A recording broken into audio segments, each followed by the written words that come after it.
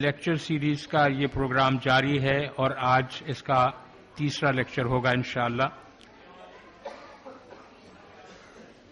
ہماری خوش بختی ہے کہ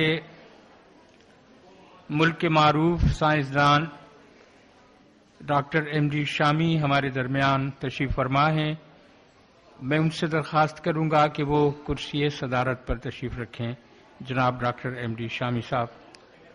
doctor Zafar Iqbal dean faculty of education سے بھی درخواست ہے کہ وہ ڈاکٹر صاحب کو کمپنی دیں۔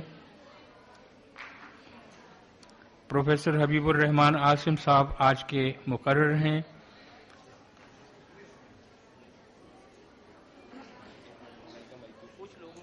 اور ڈاکٹر شاہین اشرف صاحبہ سے درخواست ہے کہ وہ بھی اسٹیج پر تشریف لائیں۔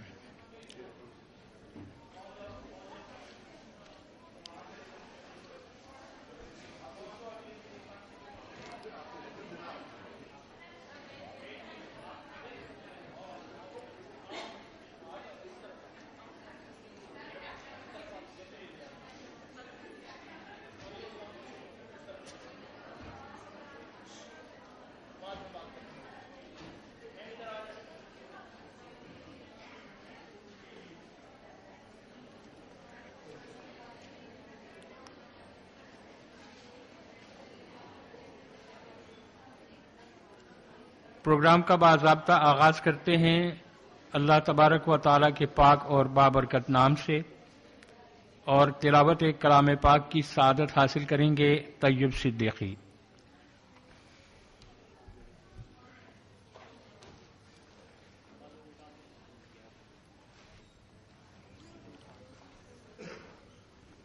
اعوذ باللہ من الشیطان الرجیم،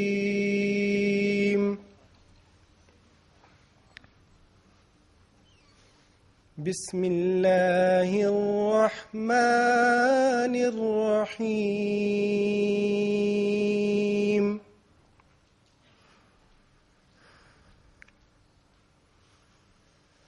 ومن احسن قولا ممن دعا الى اللہ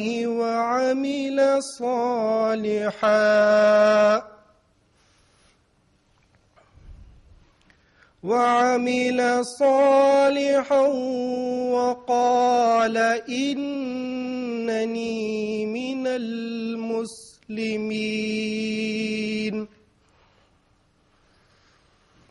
ولا تستوي الحسنة ولا السيئة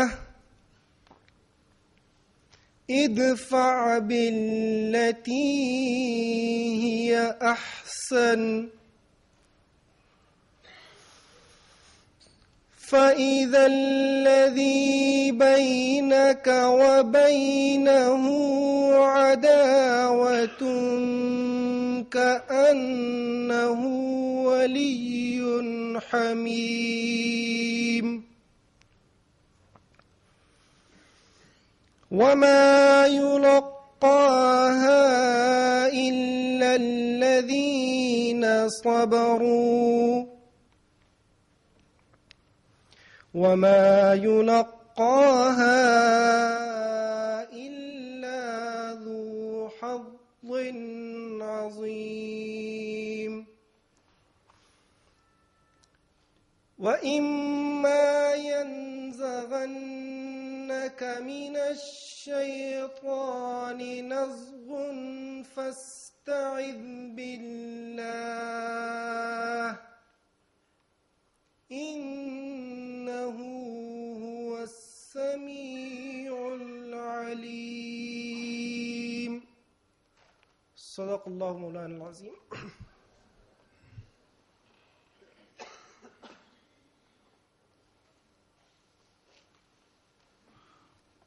جزاک اللہ۔ قابل احترام خواتین و حضرات، اس سے بیشتر کہ میں جناب پروفیسر حبیب الرحمان عاصم کو زحمت خطاب دوں، ایک دو بنیادی باتیں عرض کرنا چاہتا ہوں۔ لیکچر سیریز کا امبریلا تھیم ہے تصور علم اور تعلیم۔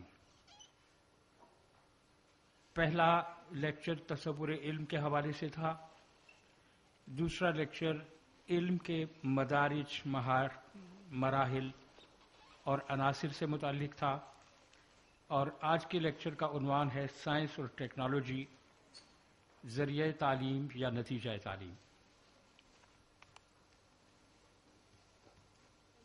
एक्सटेंशन सेंटर की सबसे बड़ी खूबी ये है कि एक्चुअली इसका अहम तरीन हिस्सा अमूमी लेक्चर के इख्तिताम के बाद शुरू होता है, जिसका सबसे इम्पॉर्टेंट कंपोनेंट आपके सवालात होते हैं। सवाल पूछना कम इल्मी की अलामत हरगिज नहीं है, बल्कि बाज़ सवालात इतने थॉट प्रोवोकिंग होते हैं कि उनके बगैर गुफ्तगू मुकम्मल नजर नहीं आती। चुनाचे जब कोई खतीब महवे कलाम होता है तो फितरी बात है कि बाज़ अहम अनासिर को वो सरफ नज़र कर सकता है, क्योंकि वो एक ख़ास डायरेक्शन में अपनी गुफ्तगू को ले जाना चाहता है। लेकिन सामीन चूँकि आज़ाद होते हैं, उनकी नज़र पूरे कैनवस पर होती है, लिहाजा वो नुक्ते आसानी से आइडेंटिफाई कर लेते हैं जिन पर मुकर्रर पूरी तरह स्ट्रेस करने में कामयाब ना हुआ हो या किसी और तरफ तवज्जो ज़्यादा हो गई हो। चुनाचे लेक्चर के इख्तिताम पर आपके सवालात की हम तवक्को करते हैं। अगर ज़बानी सवाल करने में आप कंफर्टेबल ना हो तो उसे तहरीर करके स्टेज पर भिजवा सकते हैं, उनके जवाबात फराहम किए जाएंगे। एक और बात जो मैं आपकी इत्तला के लिए अर्ज़ करना चाह रहा हूँ कि हाल के पिछली तरफ बुक्स एग्जिबिट की गई हैं मुख्तलिफ इल्मी मौज़ूआत पर, जिनमें तालीम का मौजू भी शामिल है, काफ़ी हद तक कवर किया गया है। और आप चूँकि सारे अपने चेहरों मोहरों से साहिब ज़ौक़ नज़र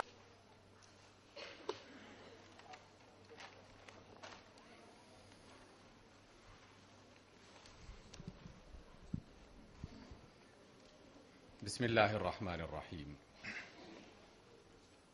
रब्बि इश्रह ली सदरी व यस्सिर ली अमरी वहलुल उक़दतम मिन लिसानी यफ़क़हू क़ौली। इज़्ज़त माब सदर मजलिस काबिल सद एहतराम जनाब डॉक्टर ज़फ़र इक़बाल साहब,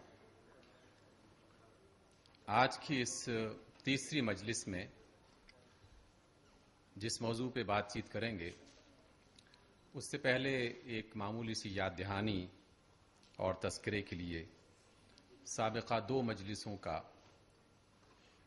जो गुफ्तगू का निचोड़ था वो आपके सामने रखता हूँ।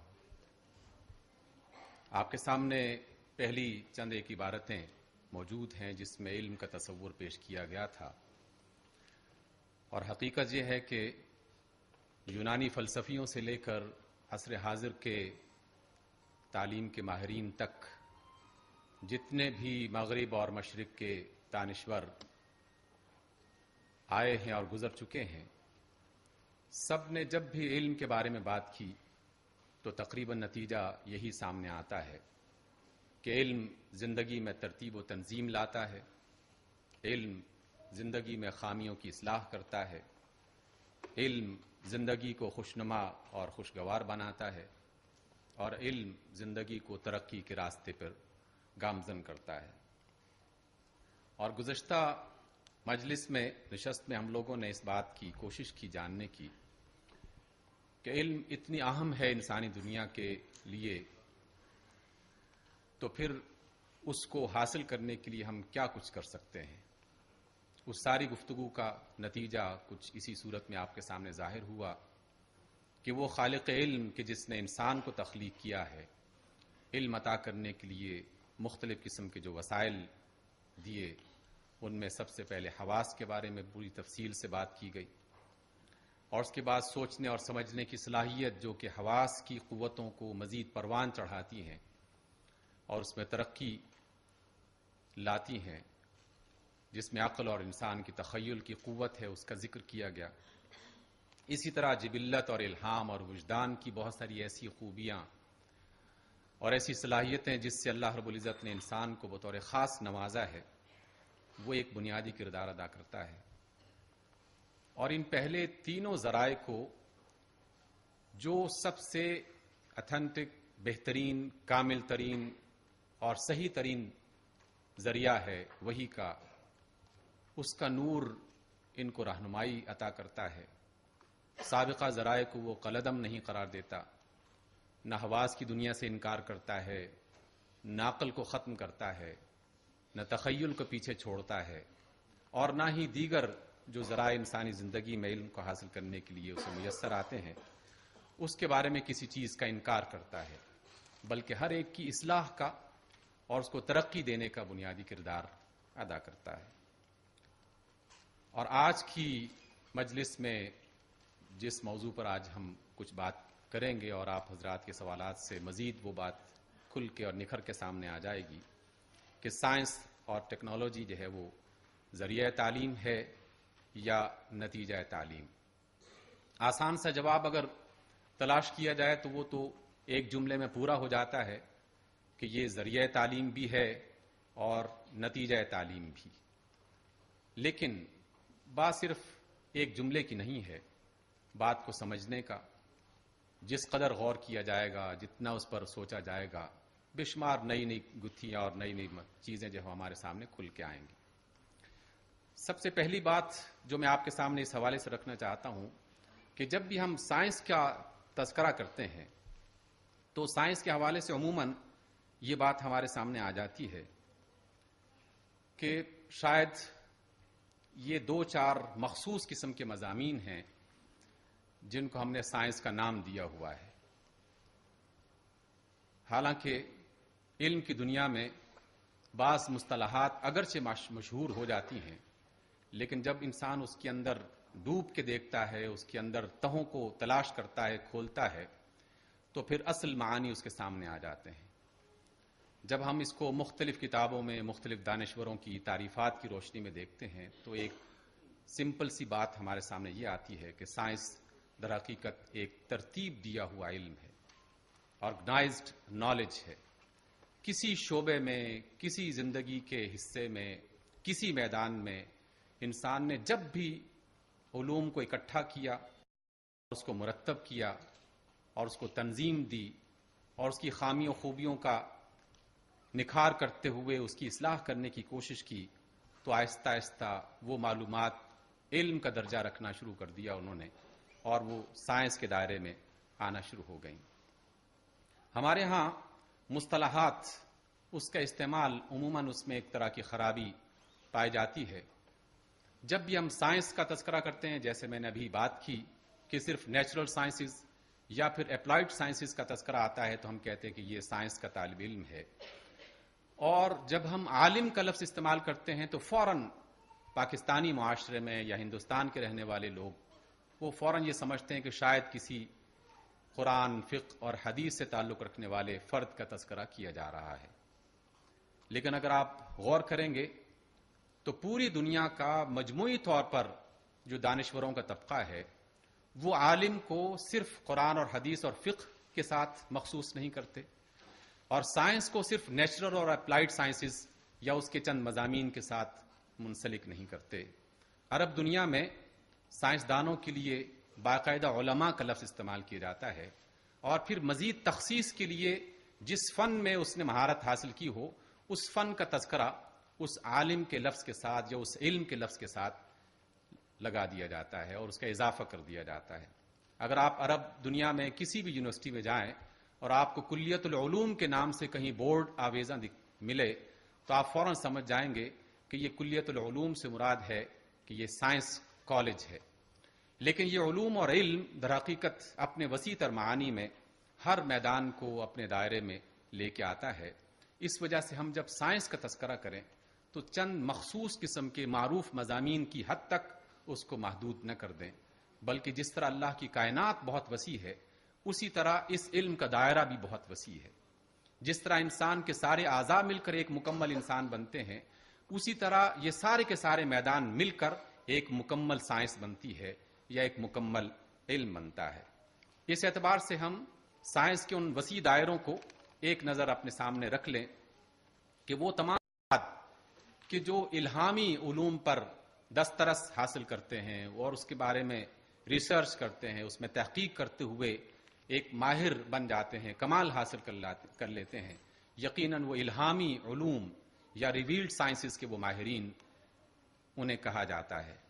اور جو لوگ سوشل سائنسز کے بارے میں جانتے ہیں انہیں ہم عمرانی علوم کے بارے میں ان کے لیے لفظ استعمال کرتے ہیں، اخلاقیات، بشریات، ادبیات، سیاسیات اور تاریخ کے شعبے اس میں شامل ہو جاتے ہیں۔ اور جو نیچرل سائنسز کے بارے میں بات کرتے ہیں، یقیناً طبیعت، کیمیا، حیاتیات، فلکیات، اور اس کے اندر 20 اور میدان ہیں جو خود بخود اس میں شامل ہو جاتے ہیں۔ بات صرف یہیں تک نہیں رہتی، بلکہ وہ تمام عقلی علوم کہ جن کو ریشنل سائنسز کے بارے میں کے حوالے سے پہچانا جاتا ہے، وہ بھی اسی کا حصہ ہے، وہ بھی انہی میدانوں میں سے ایک میدان اور انہی دائروں میں سے ایک دائرہ ہے۔ اور وہ تمام علوم کہ جن کا تعلق اپلائیڈ سائنسز سے ہے، جن کا ہم اطلاقی علوم کہتے ہیں، جس میں مختلف میدانوں میں مختلف کاموں کے حوالے سے فن سکھایا جاتا ہے، وہ بھی سائنس ہی کا دائرہ ہے اور اس کو بھی اس سے الگ نہیں کیا جا سکتا۔ اور ان کے تمام نام جس میں انجینئرنگ ہے، طب ہے، حیوانیات ہے، کمپیوٹر سائنسز ہیں، لائبریری سائنس ہے، زراعت کا علم ہے، مدنی علوم ہے، اور نہ جانے کیا کیا دائرے ہیں جو اس کے اندر سمٹ کے آ جاتے ہیں۔ اس لیے پہلی بات جو ہمارے سامنے آتی ہے کہ جب بھی ہم سائنس کا لفظ استعمال کریں تو اس کو ایک محدود مفہوم میں اپنے ذہن میں نہ رکھیں، اور جب ہم علم کا تذکرہ کریں تو اس کو بھی ایک محدود دائرے کے اندر سمیٹنے کی کوشش نہ کریں، اور جب ہم کسی عالم کی بات سنیں یا عالم کے بارے میں تذکرہ کریں تو عالم بھی جاننے والے کو عربی زبان کے اعتبار سے بھی کہا جاتا ہے، چاہے وہ زندگی کے کسی بھی شعبے سے علم حاصل کر کے آیا ہوا ہو، جس نے بھی اس کو ایک مرتب انداز میں سیکھا اور مرتب انداز میں وہ افراد تک پہنچانے کا کام سر انجام دے رہا ہے، وہ عالم بھی بن جاتا ہے اور وہ معلم بھی کہلاتا ہے۔ اس لیے جب بھی آپ غور کریں گے تو اگر آپ سائنس کو جن کے بارے میں نے چند ایک حوالے دیے ہیں اس کو سمیٹنے کی کوشش کریں گے تو مادہ میٹیریل کی شکل میں جتنی بھی صورتیں اس کائنات میں پائی جاتی ہیں اس کے بارے میں جو بھی ریسرچ کرے گا، تحقیق کرے گا، پڑھے گا، سوچے گا، لوگوں کو بتانے کی کوشش کرے گا، اور پھر اس مختلف قسم کے مادوں کی بنیاد پر جو زندگی وجود میں آتی ہے وہ زندگی کیسے حرکت کرتی ہے، وہ کیسے وجود میں آتی ہے، کیسے اس میں فنا ہوتی ہے، کیسے وہ اس میں تبدیلیاں اور تغیر آتے ہیں، ان سب کا تذکرہ اور ان کو جاننے کے لیے جو ذہن استعمال ہوتا ہے اور ذہن سے متعلق مختلف قسم کی چیزیں جس میں خیال، جس میں تخیل، جس میں تعقل، جس میں بے شمار چیزیں اور بھی شامل ہو جاتی ہیں۔ اس لیے وہ علوم جو طبیعی ہوں، وہ علوم جو حیاتی ہوں، وہ علوم جو نفسیاتی ہوں، وہ سب کا سب سائنس کے اندر آ جاتے ہیں، اس لیے ان کو بھی آپ سائنس سے باہر نہیں کر سکتے۔ اور اگر آپ ایک نظر سے اور غور کریں گے تو آپ کو پتا ہوگا، فوراً یہ احساس ہو جائے گا، اور یہ میری اپنی زندگی کا مختصر سی زندگی کا جو میں نے تھوڑا بہت علماء کو پڑھا اور مختلف دانشوروں کی باتیں سنی، مختلف کتابوں کی ورق گردانی کی، سارے کے سارے علوم کا ایک سب سے بڑا مقصد یہ ہے کہ جہاں کہیں توازن ختم ہو جائے کسی بھی اعتبار سے اس کو کیسے متوازن بنا دیا جائے۔ جب بھی کوئی شخص اس غیر متوازن چیز کو متوازن بنانے کی کوشش کرتا ہے تو وہ علم کے راستے پر چل پڑتا ہے، اور جس میدان میں جس اعتبار سے وہ اس توازن کو بنانے کی کوشش کرتا ہے اسی اعتبار سے اس کی پہچان بھی ہو جاتی ہے۔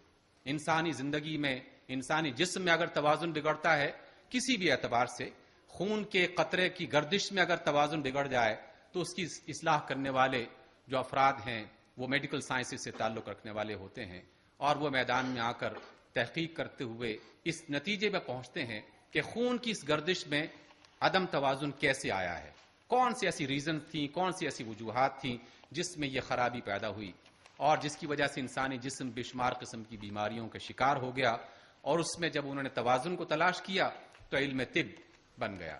زمین کے اندر موجود مختلف کائنات کی جو چیزیں ہیں، جہاں کہیں بھی توازن بگڑتا ہے، چاہے وہ پہاڑوں کے اندر ہو، چاہے وہ دریاؤں سمندروں کے اندر ہو، چاہے وہ زمین کی زرخیزی کے اندر ہو، ان سب کے بارے میں تلاش کرنا، غور کرنا، در حقیقت یہی زندگی کا سب سے بڑا اور خوبصورت، جس کو آپ حسن کہہ سکتے ہیں زندگی کا، اسی کی بنیاد پر پوری کائنات کا نظام چل رہا ہے۔ اور اس بڑی کائنات میں ایک سب سے اہم چھوٹی سی کائنات کہ جس کے بارے میں ڈاکٹر انعام الرحمان صاحب نے مختلف مجالس میں بتایا اور ہم نے ان سے سیکھا کہ ایک بہت بڑی کائنات میں انسان بذات خود ایک مکمل کائنات ہے جو کہ چلتی پھرتی ہمیں نظر آتی ہے، جس طرح انسان کی زندگی کے توازن کو بحال کرنے کے لیے مختلف علوم میدان میں آتے ہیں، اسی طرح کائنات کے اندر بھی جہاں کہیں تبدیلی تغیر آتا ہے تو فوراً کچھ لوگ سوچنا شروع کر دیتے ہیں کہ یہ زلزلہ کیوں آیا، اور پھر سوچتے سوچتے اس نتیجے پہ پہنچتے ہیں کہ زمین کی تہوں میں کچھ پلیٹس ہیں جس کے اندر اگر توازن بگڑ جائے تو زمین کے اندر حرکت آ جاتی ہے اور اس کی وجہ سے زلزلہ ہو جاتا ہے۔ یہ پہاڑوں کے اندر سے آتش کیوں نکل آتی ہے، یہ ٹھیک ٹھاک خاموش قسم کے پہاڑ اچانک آتش کیوں اگلنا شروع ہو جاتے ہیں؟ توازن بگڑتا ہے کسی پہاڑ کا، تب کہیں جا کر لوگ سوچتے ہیں کہ اس کے بارے میں سوچا جائے، اور پھر جب اس کی تہوں میں پہنچتے ہیں پھر انہیں اندازہ ہوتا ہے کہ یہ پہاڑ باہر سے جتنا خاموش دکھائی دیتا ہے اندر سے اتنا خاموش نہیں ہے۔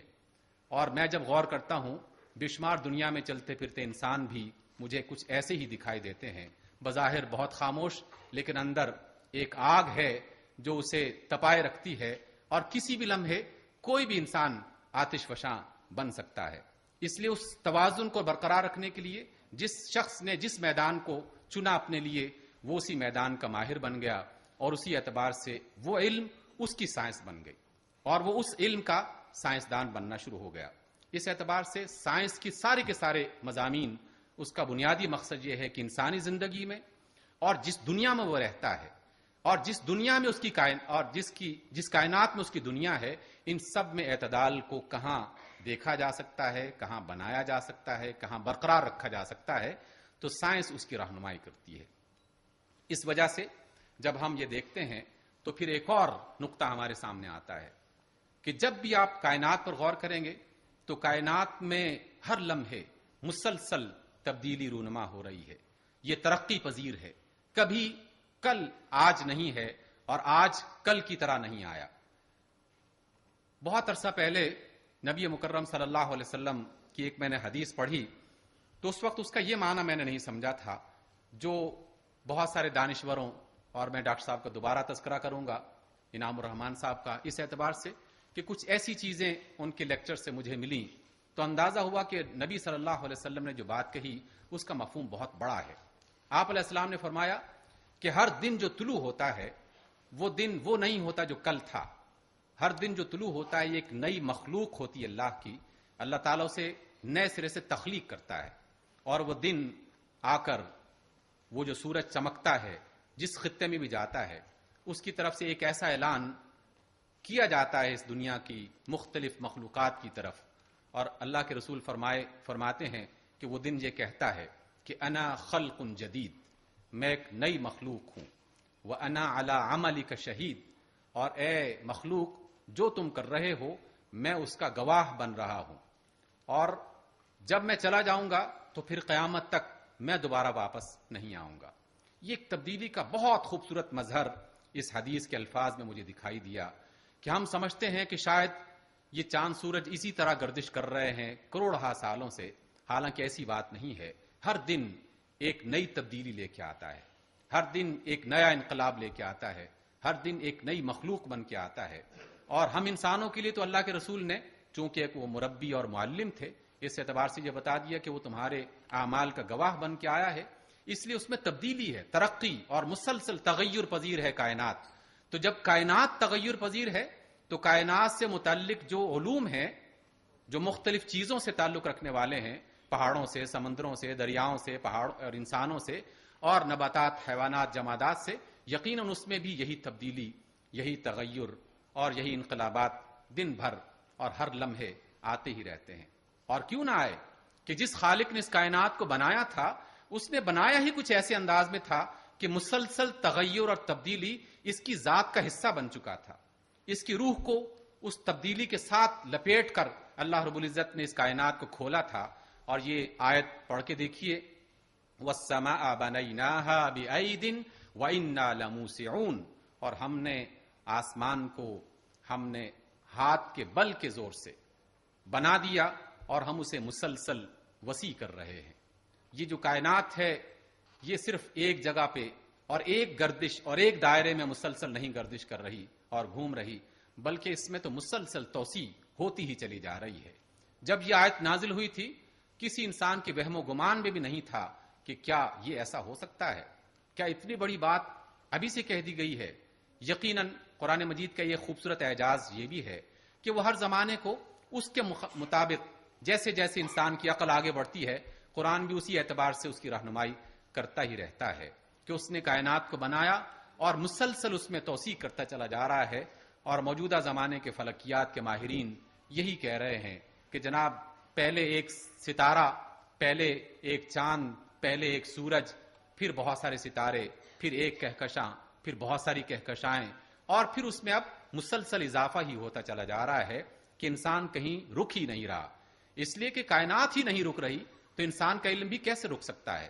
وہ تو اس لامحدود ذات کی طرف تعلق رکھتا ہے اس سے، اس لیے وہ بھی مسلسل بڑھتا ہی چلے جا رہا ہے۔ اور اللہ کے رسول اللہ رب العزت کا یہ فرمان سورۃ الرحمن کی ایک چھوٹی سی آیت کا ٹکڑا، کل یوم ہوا فی شأن، اللہ کی ذات ایسی ہے کہ ہر دن وہ ایک نئے کام میں مصروف ہوتا ہے۔ ایسا نہیں کہ ایک دفعہ کائنات بن گئی تو وہ فارغ ہو کے بیٹھ گیا، بلکہ اس کے تو ہر روز نئے نئے رنگ اور نئی نئی صورتیں ظاہر ہوتی چلی جا رہی ہیں۔ انسان جتنا غور کرے گا، جتنی تحقیق کرے گا، مسلسل اس میں نئے نئے رنگ، نئی نئی صورتیں اور بے شمار نئی کیفیات اسے ملتی ہی چلی جائیں گی۔ اسی وجہ سے اللہ رب العزت نے انسان کو غور و فکر کی صلاحیت دی ہے، کیونکہ انقلابات، مسلسل تبدیلیاں یہی انسان کو غور و فکر کرنے پر آمادہ کرتی ہیں۔ اگر زندگی ٹھہر جائے، تھم جائے، تو کل کی معلومات آج کے لیے کافی تھیں اور آج کی معلومات آنے والے کئی سال کے لیے کافی ہو سکتی تھیں، لیکن زندگی چونکہ مسلسل بدل رہی ہے، اس لیے غور و فکر کی بھی مسلسل ضرورت ہے۔ جو کل کی حاجتیں تھیں آج نہیں ہیں، اور جو آج کی ضرورتیں ہیں وہ کل نہیں ہوں گی۔ کل اگر گھوڑوں اور خچروں پہ سفر کیا جاتا تھا تو آج ان گھوڑوں اور خچروں کو پر لگ چکے ہیں، اب انسان اس طرح سفر نہیں کرتا۔ کل اگر انسان جڑی بوٹیوں پہ گزارا کرتا تھا تو اب ان جڑی بوٹیوں کے جوہر تلاش کر لیے گئے ہیں اور اس میں سے تریاق بنا لیا گیا ہے، اور اس میں بے شمار قسم کے علاجات، ایک نہیں ہزاروں طریقے جب سے دنیا بنی ہے مسلسل اس میں اضافہ ہو رہا ہے۔ اور حضرات غور کیا میں نے بھی، چونکہ آپ ہی کی طرح مجھے بھی یہی اللہ رب العزت نے صلاحیت دے رکھی ہے، آپ بھی سوچئے گا کہ صرف انسان کو غور و فکر کرنے کی یہ صلاحیت نہیں دے رکھی، بلکہ اس کائنات میں ہر چیز کو کسی نہ کسی انداز میں غور و فکر کی صلاحیت اللہ رب العزت نے دے رکھی ہے۔ ہاں البتہ اس کے درجات مختلف ہیں، اس کے معیار مختلف ہو سکتے ہیں۔ انسان کی عقل کی طاقت، غور و فکر کی طاقت ساری مخلوقات سے بہتر ہے، لیکن جب میں نے قرآن مجید کی ایک آیت پڑھی تھی، یسبح للہ ما فی السماوات وما فی الارض، کہ آسمان و زمین میں جو کچھ بھی ہے، چاہے وہ پتھر ہے یا لکڑی، چاہے وہ دریا کا قطرہ ہے یا صحرا کا ذرہ، وہ سب کا سب اللہ کی تسبیح بیان کرتا ہے۔ تو تسبیح بیان کرنے کے لیے یقیناً کچھ نہ کچھ صلاحیت کی ضرورت ہوگی۔ اور قرآن کی ایک اور آیت میں کہا گیا کہ یہ جو بجلی چمکتی ہے اور بادل گرجتے ہیں، یہ بھی اللہ تعالیٰ کی تسبیح بیان کرتے ہیں، گویا کہ ان کے اندر بھی یہ صلاحیت تو موجود ہے۔ اور پھر غور کرنے کے بعد میں نے ایک چیز محسوس کی کہ یہ بیج زمین کے اندر جو ڈالا جاتا ہے، یہ اس زمین کی تنہائی میں بیٹھ کر اپنی ذات کے بارے میں سوچتا ہے، اپنے نفس کے بارے میں غور کرتا ہے، اور جب اسے اپنی ذات کا، اپنے نفس کا ادراک ہو جاتا ہے، اس کی پہچان ہو جاتی ہے، تو وہ خوشی سے پھول کر اپنا سر زمین کی تہوں سے باہر نکال دیتا ہے، اور پھر پوری اس علاقے میں اعلان کر دیتا ہے اور اپنا تعارف لوگوں کو کروانا شروع کر دیتا ہے، اور کہتا ہے کہ دیکھو میں نے غور کرنے کے بعد اپنی ذات کی پہچان کر لی، اور میری ذات یہ ہے، میرے پتوں کا نشان، اس کے سائے کی کیفیت، اس کے پھولوں کا رنگ، اس کے پھلوں کا ذائقہ، ہر چیز بتا رہی ہوتی ہے کہ یہ بیج کس نسل سے تعلق رکھتا ہے۔ اس نے اپنی ذات کی پہچان کی، اور پہچان کرنے کے بعد اللہ کی کائنات میں پھیل کر وہ سایہ اور خوشبو، پھول اور پھل سب کو مہیا کرتا ہے۔ انسان بھی کچھ اسی طرح ہونا چاہیے، اور عموماً انسان اس طرح کے ہوتے ہیں کہ وہ بھی غور و فکر کرتے ہیں۔ اور سب سے عظیم ترین انسان، اس کائنات کی سب سے عظیم ہستی محمد عربی صلی اللہ علیہ وسلم نے بھی غار حرا کی تنہائیوں سے غور و فکر کا آغاز کیا، اور وہاں کی معراج سے یقیناً وہ فلک کی تمام وسعتوں کو پار کرتے ہوئے عرش معلیٰ کی معراج تک پہنچے۔ گویا کہ ہمیں انڈائریکٹ یہ بات بتائی جا رہی ہے کہ جس طرح غور و فکر کی صلاحیت سے انہیں نوازا گیا تھا، تم بھی اس راستے میں چلتے رہو، اور مسلسل انسان غور کرتا ہوا اپنی عقل کو صحیح دائرے پر صحیح راستے پر چلاتا ہوا آگے بڑھے گا تو اسے بھی اسی طرح کا معراج حاصل ہو جائے گا اور اسی طرح کا کمال حاصل ہو جائے گا. یہ بات ہمیں وہاں سے ملتی ہے. میں نے ابھی تھوڑی دیر پہلے بات کہی کہ زندگی چونکہ تغیر پذیر ہے، مسلسل تبدیلیاں آتی رہتی ہیں، اور خاص طور پر وہ افراد کے جو سائنس کے مادی معاملات کے حوالے سے، میٹیریل کے حوالے سے، جنس کے حوالے سے، اشیاء کے حوالے سے غور و فکر کرتے ہیں، وہ مختلف قسم کے نظریات ہر آنے والی تحقیق کے بعد بناتے ہی رہتے ہیں. اور یہ بھی ایک علامت ہے، نشان ہے اور دلیل ہے اس کائنات میں مسلسل تغیر اور تبدیلی کی، کہ پہلے جوہر اور ایٹم کے بارے میں خیال تھا کہ یہ مادے کا سب سے چھوٹا ذرہ ہے، لیکن اب یہ خیال ختم ہو چکا ہے. پہلے یہ خیال تھا کہ ایک مادے کی کیمیائی عنصر کو اگر دیکھا جائے تو وہ تمام عناصر ایک ہی طرح کی حیت اور ایک ہی طرح کی ماہیت رکھتے ہیں، لیکن اب یہ خیال بھی بدل چکا ہے. پہلے کہا جاتا تھا کہ مظاہر فطرت میں تعین اور جبر ہے، بس ایک طریقے سے کائنات بن چکی ہے، اب وہ اس زور میں خود بخود چل رہی ہے اور چلتی چلی جائے گی، اور پھر آہستہ آہستہ ممکن ہے ختم بھی ہو جائے. پہلے کہا کہ ختم نہیں ہوگی، اب کہنا شروع کر دیا کہ نہیں، ختم بھی ہو سکتی ہے، کیونکہ وہ قوت کہ جس نے اس کو گھما کے رکھ دیا ہے وہ کسی نہ کسی وقت تو تھم جائے گی، یا کسی نہ کسی وقت تو اس کے اندر سستی یا کمزوری آ ہی جائے گی. لیکن اب اس میں تبدیلی آ چکی ہے. اور پھر یہ تصور آیا کہ مادہ اور توانائی، پہلے یہ ایک دوسرے کی ضد ہوا کرتے تھے کہ مادہ توانائی نہیں ہو سکتا، توانائی مادہ نہیں ہو سکتی، یہ دونوں الگ الگ جنسوں سے تعلق رکھنے والی چیزیں ہیں. لیکن اب یہ خیال مکمل طور پر بدل چکا ہے. اب مادہ انرجی میں اور انرجی توانائی مادے میں بدل سکتی ہے. کائنات کی یہی تبدیلی اس کائنات کا حسن ہے. انسان کی دنیا میں مسلسل تبدیلی اسی وجہ سے آ رہی ہے، اور یہ تبدیلی لانا در حقیقت یہ مفکرین کا، معلمین کا، تحقیق کرنے والے افراد کا، غور و فکر کرنے والے لوگوں کا، یہ ان کا بنیادی کام ہے. اس وجہ سے ہم یہ دیکھتے ہیں کہ انسانی دنیا میں، سائنس کے میدان میں، دیگر علوم میں بھی اسی رویے کو اپنایا گیا تھا کہ 19ویں صدی کے اختتام تک سائنس کی بنیادی قوانین استقرائی یعنی انڈکٹیو بنیادوں پر آگے بڑھتے تھے. مثالوں کو جمع کیا جاتا اور اس کے نتیجے پر قانون بنا دیا جاتا تھا. لیکن آہستہ آہستہ اس میں نظریہ اضافت کے لیے فلسفیانہ طریقہ اختیار کیا جانے لگا، اور فلسفے کا تعلق انسان کی عقل کے ساتھ ہے، اس کی غور و فکر کی صلاحیت کے ساتھ ہے. بشمار ایسی چیزیں انسانی دنیا میں ایسی ظاہر ہونا شروع ہو گئیں کہ جس کے بارے میں چند سال پہلے انسان گمان بھی نہیں کر سکتا تھا. یہ مسلسل تبدیلی آتی ہی چلی جا رہی ہے. اور اس کا ایک بہت بڑا بنیادی سبب یہ ہے کہ ہم انسان اکثر معاملات میں اپنے آپ کو یہ کہتے تو ہیں کہ ہم بڑے وسیع و ظرف ہیں، ہمارا دل بڑا کھلا ہے، ہم چیزوں کو قبول بھی کر لیتے ہیں، ہم چیزوں کو رد بھی کر دیتے ہیں. لیکن ذرا سا انسان اپنے اندر جھانک کے دیکھے تو ہر ایک انسان نے کچھ چیزیں بنا رکھی ہیں اپنے لیے، اور اس کا وہ بندہ بن جاتا ہے، اس کا غلام بن جاتا ہے. اور جہاں کہیں معمولی سی بھی تبدیلی اس کے اندر محسوس کرتا ہے تو فوراً لڑنے مرنے کے لیے اور لڑانے کے لیے بھی بعض اوقات تیار ہو جاتا ہے کہ جناب اس نے میرے نظریے کے خلاف کوئی بات کی ہے، میں جو بات کہتا ہوں بس وہی حق اور وہی سچ ہے، وہ جو فلاں کہہ رہا ہے وہ بات غلط ہے. اسی کو عصبیت کہا جاتا ہے، اور اسی کو اللہ کے رسول صلی اللہ علیہ وسلم نے انتہائی شدید الفاظ میں اس کی مذمت کی کہ تعصب علم کے راستے میں رکاوٹ بن جاتی ہے. تعصب جو ہے وہ انسان کو بھی انسان نہیں رہنے دیتا، اس کی وجہ سے بشمار ترقی کے راستے خود بخود رک جاتے ہیں.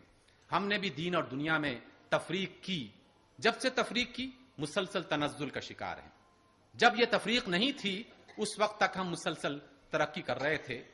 اس وجہ سے ایک سوال لوگوں کے سامنے بہت سال سے چلتا ہی آ رہا ہے اور اب بھی موجود ہے کہ کیا مذہب اور سائنس ایک دوسرے کے خلاف ہیں؟ بہت سارے افراد نے اس کے بارے میں اپنی اپنی بات کہی. رویوں سے بھی پتہ چل جاتا ہے. اس لیے میں جب بھی مختلف تعلیمی اداروں میں جاتا ہوں جس میں دینی مدارس بھی شامل ہیں اور کالجز اور یونیورسٹیوں میں بھی، ہر ایک کے سامنے جب اس طرح کی بات کہی جاتی ہے کہ مذہب سائنس سے الگ نہیں ہے، سائنس مذہب سے الگ نہیں ہے، روح بدن سے الگ نہیں ہے، بدن روح سے الگ نہیں ہے، تو وہ ابتدائی طور پر تو بات کو مان لیتے ہیں. لیکن جب پھر مزید ڈیٹیل کے ساتھ بات کی جاتی ہے تو کہتے جناب ہم تو میڈیکل سائنس کے طلبہ ہیں، ہمیں اخلاقیات پڑھنے کی کیا ضرورت ہے؟ ہم تو انجینئرنگ کے طلبہ ہیں، ہمیں اخلاقیات پڑھنے کی کیا ضرورت ہے؟ یا ہم تو حدیث اور فقہ اور علوم قرآن کے ماہرین بن رہے ہیں، ہمیں ان نیچرل سائنسز کے بارے میں جاننے کی کیا ضرورت ہے؟ ہمیں اس کی بات کی کیا ضرورت ہے کہ دنیا کیسے بنی، علاج کیا ہوتا ہے، مرض کیا ہوتا ہے، یہ سائنسی ترقی کیا ہوتی ہے، سیاست کیا ہوتی ہے، حکومت کیسے بنتی ہے، نظام کیسے وجود میں آتے ہیں، ہمیں ان کے بارے میں جاننے کی ضرورت نہیں ہے۔ یہ جو ضرورت نہیں ہے یہ بذات خود اس تصور کو واضح کر رہا ہے کہ ہر ایک نے اپنی ایک دنیا بنا رکھی ہے اور وہ کسی دوسرے کو اس بات کی اجازت نہیں دیتا کہ تم ہمارے معاملات میں مداخلت کرو۔ یہی صورتحال ہمیں دنیا اور دین کے حوالے سے نظر آتی ہے، اور اس میں ہم دیکھتے ہیں کہ قدیم زمانوں سے بھی ایک فرد کو اگر قتل کیا جاتا ہے تو اس میں کوئی سبب ایسا نہیں تھا کہ اس کے ساتھ کوئی مذہبی اختلافات، کوئی عقیدے کے اختلافات تھے، بلکہ محض اس وجہ سے کہ انہوں نے ان کے علاوہ کوئی اور بات کہہ دی کہ جو وہ نہیں کہا کرتے تھے، کیونکہ ایک نیا نظریہ، ایک نئی بات کہنا شروع کر دی۔ جب بھی کوئی نئی بات آتی ہے تو انسانی فطرت ہے کہ ابتدا میں وہ خوف محسوس کرتا ہے، اور خوف کی بنیاد پر بعض لوگ اس کے راستے میں رکاوٹ بن جاتے ہیں اور آہستہ آہستہ پھر اسی کے عادی بھی ہو جاتے ہیں۔ پاکستان، ہندوستان میں بھی ہم نے دیکھا کہ جب شروع میں لاؤڈ سپیکر کے بارے میں لوگوں نے کہا کہ جناب ایک ایسا آلہ ایجاد ہوا ہے جو آواز کو بڑھا دیتا ہے، تو یہاں کے علماء کو چونکہ معلومات صحیح نہیں تھی، غلط معلومات پہنچائی گئیں، اور غلط معلومات کی بنیاد پر ان سے فتویٰ جب لیا گیا تو انہوں نے کہا کہ نہیں، اس کی اجازت نہیں ہونی چاہیے، یہ تو ہمارے دین اور اخلاقیات کو خراب کر دے گا، اس لیے اس کی اجازت نہیں ہونی چاہیے۔ رکاوٹ کھڑی کی گئی، فتویٰ آ گیا، لیکن اب لاؤڈ سپیکر کا استعمال سب سے زیادہ وہی کرتے ہیں، اس وجہ سے کہ انہیں اندازہ ہو گیا کہ نہیں، اس سے تو آواز پہنچائی جا سکتی ہے۔ ابھی چند سال پہلے تک ریڈیو اور ٹی وی کسی عالم کے گھر میں رکھنا شجر ممنوع ہوا کرتا تھا، لیکن اب ہر عالم اس بات کی کوشش بھی کرتا ہے کہ خود بھی وہ ٹی وی میں آئے، ٹی وی اس کے گھر میں نہ آئے بلکہ وہ خود ٹی وی میں جائے اور خود بھی لوگوں کے سامنے اپنی بات کو بیان کرے۔ یہی صورتحال در حقیقت مختلف افراد کے درمیان میں ظاہر ہوتی رہی، اور یہی صورتحال سقراط کے حوالے سے بہت پرانا زمانہ کہ ابھی زندگی بہت ہی ہلکی انداز میں چل رہی تھی، اس کو بھی جو زہر کا پیالہ دیا گیا تھا وہ اسی بنیاد پر دیا گیا تھا کہ اس نے عام چلن سے ہٹ کر کوئی بات کہی تھی۔ لوگوں نے کہا کہ بس ہم جس ڈگر پہ چل رہے ہیں اسی ڈگر پہ ہمیں چلنے دو، اور جو ہمارے مذہبی پیشوا کہہ رہے ہیں بس اسی کے بارے میں ہمیں جاننا ہے، مزید جاننے کی ضرورت نہیں ہے۔ یہ جب آیا مذہب اور اس کا اختلاف پیدا ہوا شدید، تو اسی کے رد عمل میں مغرب میں یہ والی صورتحال پیش ہوئی کہ جس میں لوگوں نے مذہب کا کلی انکار کر دیا۔ بہت سے لوگوں نے، بعض لوگوں نے اتنی ہمت نہیں کی اور کہا کہ نہیں، ہم مذہب کا کلی انکار تو نہیں کرتے، لیکن اس کو چار دیواری کے اندر بند کر دیتے ہیں، اور جب کبھی اس سے ملاقات کرنی ہوگی تو کسی کلیسا میں، کسی مسجد میں، کسی مندر میں چلے جائیں گے اور مذہب صاحب سے ملاقات کر کے واپس پھر اپنی دنیا میں آ جائیں گے۔ یہ والی کیفیت ان کے ہاں ہوتی چلی گئی۔ اس وجہ سے علامہ نے یہ بات کہی کہ تعلیم پیر فلسفہ مغربی ہے یہ، ناداں ہے جن کو ہستی غائب کی ہے تلاش۔ حتیٰ کہ ان میں سے بہت سے لوگوں نے خود ہستی غائب سے مراد اللہ تعالیٰ، اللہ کی ذات سے بھی انکار کر دیا کہ نہیں جناب، ہم تو اس کائنات میں غور کرتے ہیں، ہمیں تو اللہ تعالیٰ کہیں دکھائی نہیں دیتا، اور جو ہمیں دکھائی نہیں دیتا، جو سنائی نہیں دیتا، جو محسوس نہیں کیا جا سکتا، جس کو حواس کے ذریعے سے دیکھا یا سنا یا محسوس نہیں کیا جا سکتا، اس کا وجود ہم مانتے نہیں۔ اس لیے انہوں نے محسوس پر بنا ہے علوم جدیدہ کی، اس دور میں ہے شیشہ عقائد کا پاش پاش، کہتا ہے مگر فلسفہ زندگی کچھ اور۔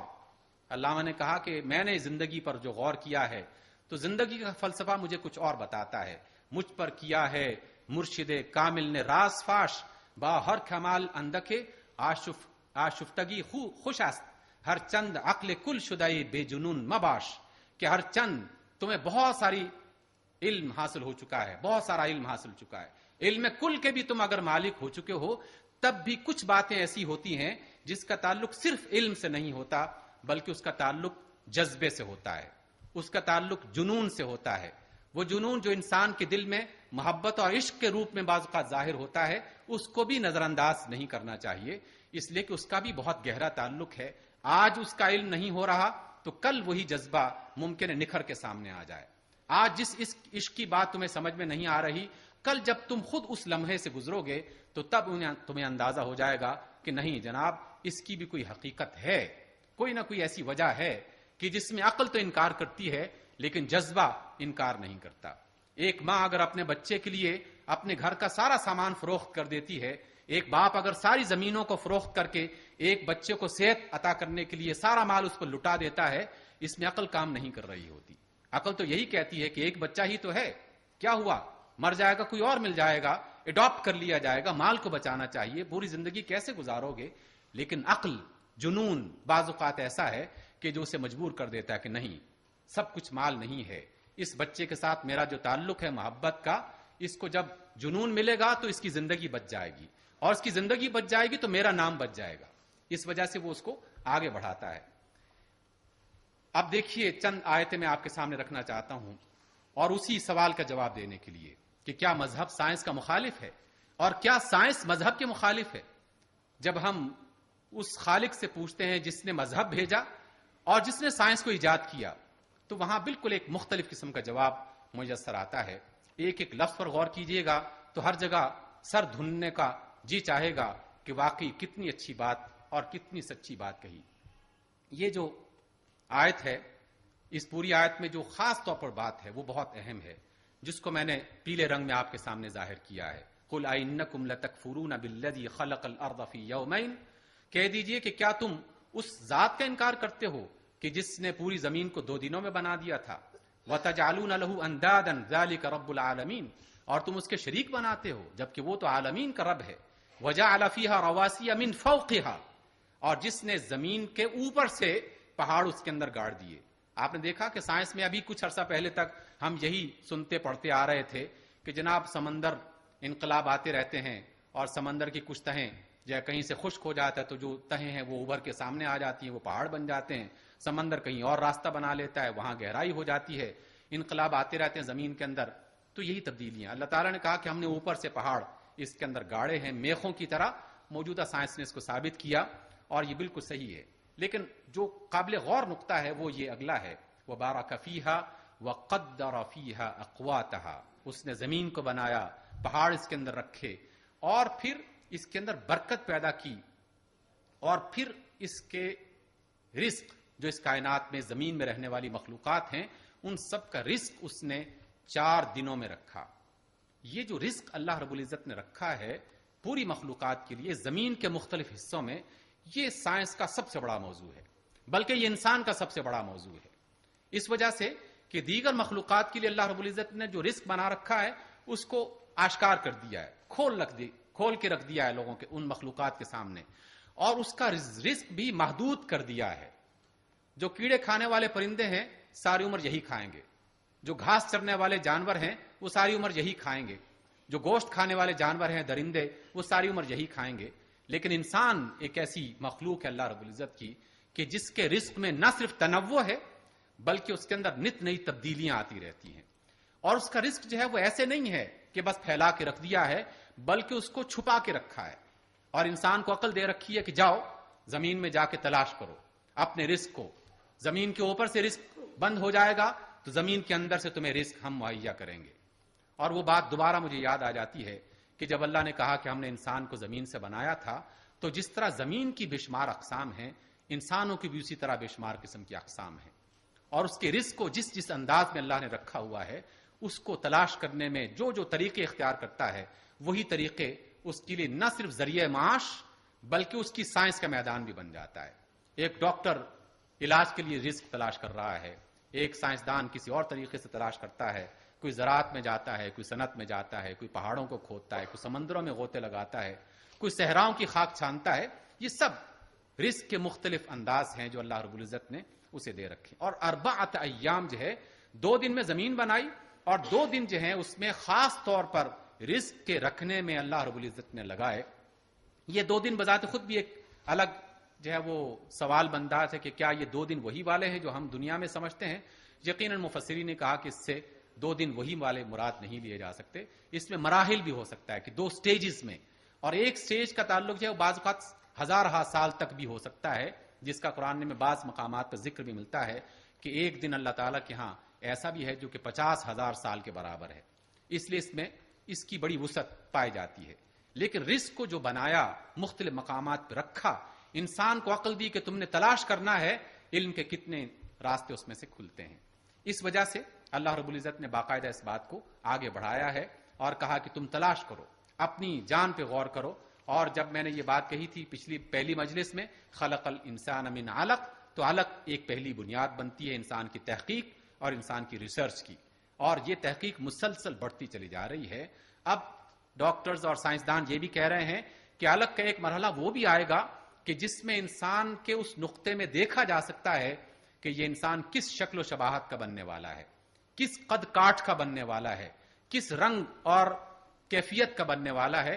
یہ بھی سب کچھ اس ایک چھوٹے سے ذرے کے اندر موجود ہوتا ہے، اور انسان ابھی ان باتوں تک پہنچا نہیں۔ اور صرف یہی بات نہیں ہوتی، بلکہ اس کے ذرے کے اندر تو یہ بھی لکھا ہوتا ہے کہ اس انسان کی کیا کیا صلاحیتیں ہیں اور یہ اپنی دنیا میں کیا کیا کارنامے انجام دے سکتا ہے، یہ بھی اس کے اندر لکھا ہوتا ہے۔ لیکن انسان کو علم اس وقت تک نہیں ہوتا جب تک کہ وہ نکھر کے سامنے نہیں آ جاتا۔ بالکل اس طرح کہ جیسے کسی اجنبی کے سامنے گندم کا بیج رکھ دیا جائے، جس نے کبھی گندم دیکھی نہ ہو، تو وہ یہ کہے گا کہ پتہ نہیں اس کا پودا کیسا ہوتا ہے، اس کی قامت کیسی ہوتی ہے، اس کا رنگ کیسے ہوتا ہے۔ لیکن جب وہ پودا نکلتا ہے تو پھر ہر چیز اپنے اپنے وقت پہ ظاہر ہونا شروع ہو جاتی ہے۔ یہی کیفیت انسان کی بھی ہے۔ اللہ تعالیٰ نے کہا وَفِي أَنفُسِكُمْ أَفَلَا تُبْصِرُونَ۔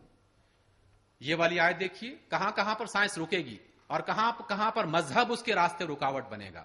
دونوں ایک دوسرے کو رکاوٹ نہیں ہے، بلکہ علم آگے بڑھتا ہے سائنس کی دنیا میں، اور علم آگے بڑھتا ہے مذہب کی بنیاد پر، مذہب کی روشنی میں۔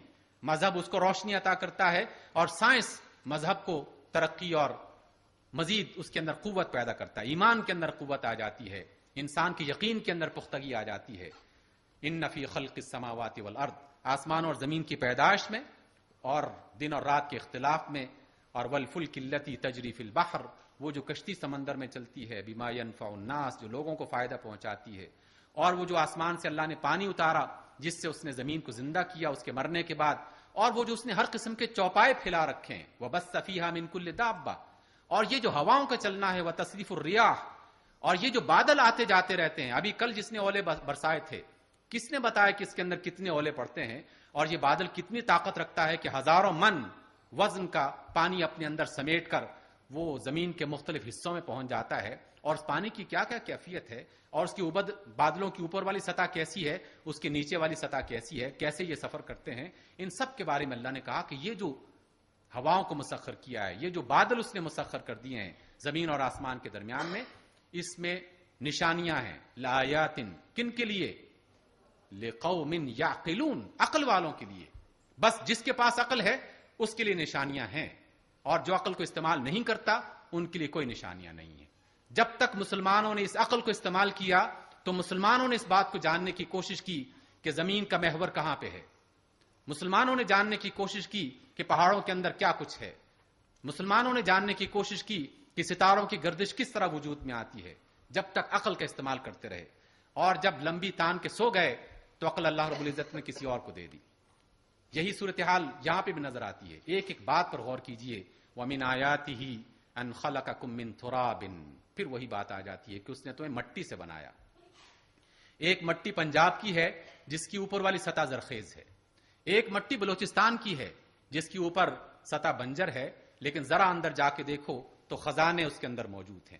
اتنے خزانے ہیں کہ امریکہ بہادر اور ایران اور پاکستان، ہندوستان اور چائنا، جاپان اور فرانس، سب کی نگاہیں لگی ہوئی ہیں، سب کی ایجنسیز، کمپنیاں وہاں پہنچ چکی ہیں کہ جناب یہ والا حصہ ہمارے پاس آنا چاہیے، اس لیے کہ ان کی نظر اب اندر کی گہرائیوں کو دیکھ سکتی ہے کہ اس کے اندر کیا کیا خزانے چھپائے ہوئے اللہ تعالیٰ نے، وہ جو پیٹرول کی شکل میں طاقت ہے اور بے شمار چیزیں۔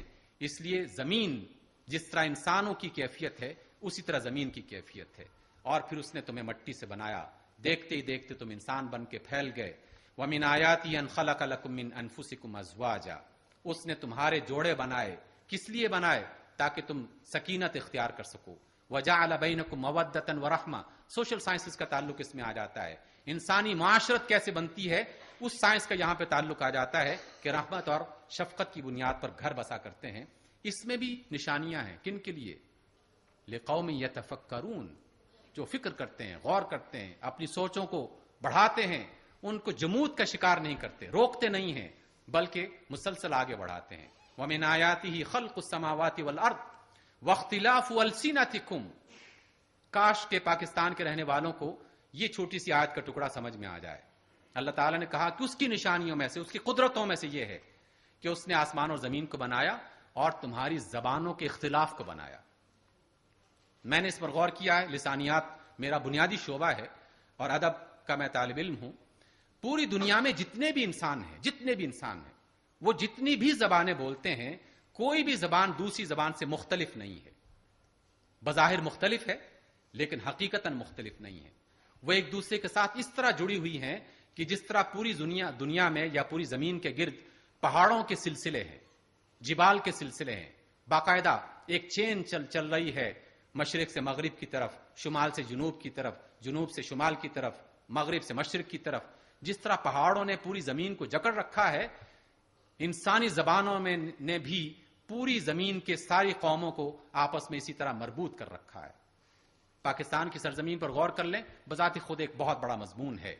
جہاں جہاں آپ کو دو زبانیں مختلف نظر آتی ہیں، درمیان کے علاقے میں چلے جائیں تو وہاں آپ کو ایک ایسی زبان ضرور ملے گی کہ جس نے دونوں کے درمیان میں برج کا کام کر رکھا ہے، جو دونوں کو آپس میں جمع کر رہی ہے. ایک چین کے سارے کی ساری کڑیاں ہیں اور یہ سب مل کر مختلف زبانیں بنتی ہیں. اور ایک اور بہت خوبصورت نقطہ یہ ہے کہ ساری زبانیں اللہ نے بنا رکھی ہیں. یہ نقطہ اللہ نے اپنی طرف کیونکہ کہا کہ یہ میری قدرت ہے. اور میں نے تھوڑا بہت جو پڑھا، آج تک مجھے کوئی زبان کا ماہر یا کوئی ایسی کتاب میسر نہیں آئی کہ جس میں کسی زبان کے ماہرین نے یہ کہا ہو کہ یہ 10 آدمی ہیں کہ جنہوں نے زبان کو بنایا تھا، مل کے آپس میں مل کے سوچا اور میٹنگ کرتے رہے اور کچھ عرصے کے بعد زبان وجود میں آ گئی. زبانیں موسموں کی طرح خود بخود وجود میں آتی ہیں، جیسے گرمی اور سردی، جیسے بہار اور خزاں آہستہ آہستہ خود بخود وجود میں آتے ہیں. زبانیں اسی طرح، اور رنگوں کا اختلاف بھی اس میں ہے. اور یہاں پر دیکھیے وَمِنْ آیَاتِهِ مَنَامُكُمْ بِاللَّيْلِ وَالنَّهَارِ، دن اور رات میں جو تم سوتے ہو، سونا انسان کی نیند بذات خود. کچھ لوگ اس وقت بھی ممکن ہے سو رہے ہوں، میری کوشش تو ہے کہ میں جگائے رکھوں، لیکن یہ نیند بذات خود بہت بڑی نعمت. دنیا کی کوئی دوا اور دنیا کی کوئی اس کا مقابلہ نہیں کر سکتی. کوئی دوا آج تک ایجاد نہیں ہوئی اور میرا خیال ہے کہ قیامت تک نہیں ہو سکتی کہ جو انسان کو غذا اور دوا کے مقابلے یا نیند کے مقابلے میں غذا اور دوا کے ذریعے سے مسلسل اسے جگائے رکھے اور کہے کہ جناب پہلے تم 12 گھنٹے کام کرتے تھے، اب 24 گھنٹے تم کام کرنے کے قابل ہو جاؤ گے. نیند ایک ایسا علم ہے، ایک ایسی سائنس ہے، ایک ایسا میدان ہے کہ جس میں اللہ رب العزت کی قدرتوں کے عجیب و غریب قسم کے منظر دکھائی دیتے ہیں کہ دن رات کا تھکا ماندہ چند گھنٹے سو جائے، ساری توانائیاں واپس آ جاتی ہیں. اس میں بھی نشانیاں ہیں. کن کے لیے؟ جو سنتے ہیں، جو غور و فکر کرتے ہیں. اور یہ جو تمہیں آسمان سے بجلی دکھاتا ہے، اس میں بھی نشانیاں ہیں. اور زمین پر پانی اتارتا ہے، اس میں بھی نشانیاں ہیں. اور یہ جو آسمان اور زمین ٹھہرا ہوا ہے، یہ سب کچھ اس کے امر سے ہے، اس میں بھی تمہارے لیے نشانیاں ہیں.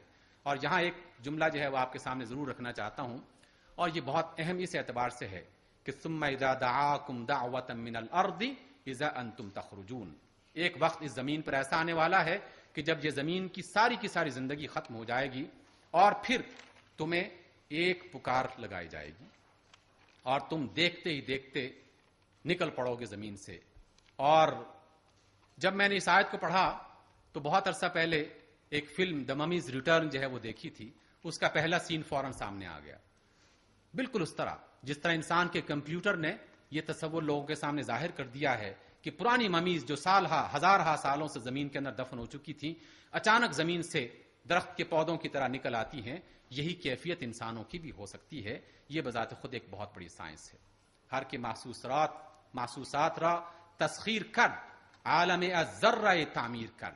جب بھی کسی قوم نے محسوس دنیا میں دکھائی دینے والی، جس کو چھوا جا سکتا ہے، جس کو دیکھا جا سکتا ہے، سنا جا سکتا ہے، اس محسوس دنیا کو تسخیر کیا ہے تو اس نے ایک ذرے سے ایک عالم تعمیر کر دیا ہے، ایک دنیا بنا رکھی ہے. بنا سکتا ہے وہ عالم الذرہ تعمیر کر. علامہ کہتے ہیں کہ وہ ایک ذرے سے ایک دنیا بنا سکتا ہے. اور یہ جملہ بہت ہی خوبصورت، جب میں نے اس شعر کو پڑھا تو واقعی خوبصورت منظر جہاں پہ دکھائی دیا کہ کوہ و صحرا، دشت و دریا، بحر و بر، تختہ تعلیم ارباب نظر. کہ یہ جو پہاڑ ہیں، یہ جو صحرا ہے، دشت ہے، دریا ہے، سمندر ہے، خشکی ہے، تری ہے، یہ جو ارباب نظر ہیں یعنی غور و فکر کرنے والے افراد ہیں، یہ ان کے لیے کتاب ہے کھلی ہوئی، تعلیم کی کتاب، پڑھنے کی کتاب. وہ ان کو پڑھتے ہیں، دریاؤں سمندروں کو پڑھتے ہیں، ذروں کو پڑھتے ہیں، خشکی اور تری کو پڑھتے ہیں، نباتات کی دنیا کا مطالعہ کرتے ہیں. یہ ان کے لیے باقاعدہ علم کے ذرائع ہیں. اس وجہ سے برگ و ساز ما کتاب و حکمت است، کہ میرا جو زندگی کا رزق ہے وہ اور جو میری آواز کا ساز ہے وہ ان دو چیزوں پر مشتمل ہے، ایک کتاب جو اللہ کی طرف سے آتی ہے، ایک حکمت جو دانائی اللہ نے انسان کو دے رکھی ہے۔ ان دو قوت اعتبار ملت است، جب بھی کسی ملت نے کسی قوم نے ان دونوں قوتوں کو یکجا کیا ترقی اس کے راستے میں آ گئی۔ ان فتوحات جہان ذوق و شوق، کتاب کا علم انسان کے اندر ذوق و شوق پیدا کرتا ہے، جذبہ اور جنون پیدا کرتا ہے۔ آن فتوحات جہان تحت و فوق، اور جو محسوسات کی دنیا کا علم ہے یہ اوپر اور نیچے کی کائنات کو اس کے سامنے آشکار کرتا ہے، فلکیات اوپر اور سمندر کے اندر جانے والی اور تحقیقات یہ اس کے نیچے، یہ اس کے سامنے نمایاں کر دیتا ہے۔ اس وجہ سے اللہ نے کہا کہ عقل والے وہ لوگ ہیں جو غور کرتے رہتے ہیں آسمان اور زمین کی تخلیق میں، دن اور رات کے اختلاف میں، عقل والوں کے لیے نشانیاں ہیں۔ عقل والے اللہ نے کہا کہ الذین یذکرون اللہ قیاما وقعودا، عقل والے وہ ہیں جو اپنے اللہ کو یاد کرتے ہیں ہر حالت میں، کھڑے ہوئے، بیٹھے ہوئے، وعلی جنوبہم، اور اپنے پہلوؤں میں۔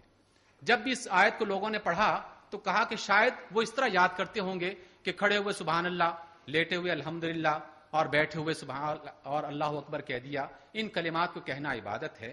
لیکن اللہ نے بڑی خوبصورت انداز میں وضاحت کی کہ ان کی عبادت کیا ہے، یتفکرون ویتفکرون فی خلق السماوات والارض، کہ وہ اٹھتے بیٹھتے لیٹتے سوتے جاگتے وہ اس اللہ کی مخلوقات پر غور و فکر کرتے رہتے ہیں۔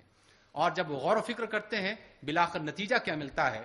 نتیجہ یہ ملتا ہے کہ ربنا ما خلقت هذا باطلا، اے ہمارے رب تو نے یہ سب چیزیں بیکار نہیں بنا رکھی، بلکہ ہر چیز کا کوئی نہ کوئی مقصد موجود ہے۔ سبحانک، یقیناً تو پاک تر ذات ہے، ہمیں بس عذاب سے بچا لینا، یہ اس کا نتیجہ ہے۔ اور اسی وجہ سے تو اللہ تعالیٰ نے کہا کہ علم رکھنے والے لوگ ہی اللہ تعالیٰ کا صحیح ادراک کر سکتے ہیں، اس کو پہچان سکتے ہیں۔ علم جس کے پاس نہیں ہے وہ اللہ کو پہچان بھی نہیں سکتا۔ انما یخشی اللہ من عبادہ العلماء۔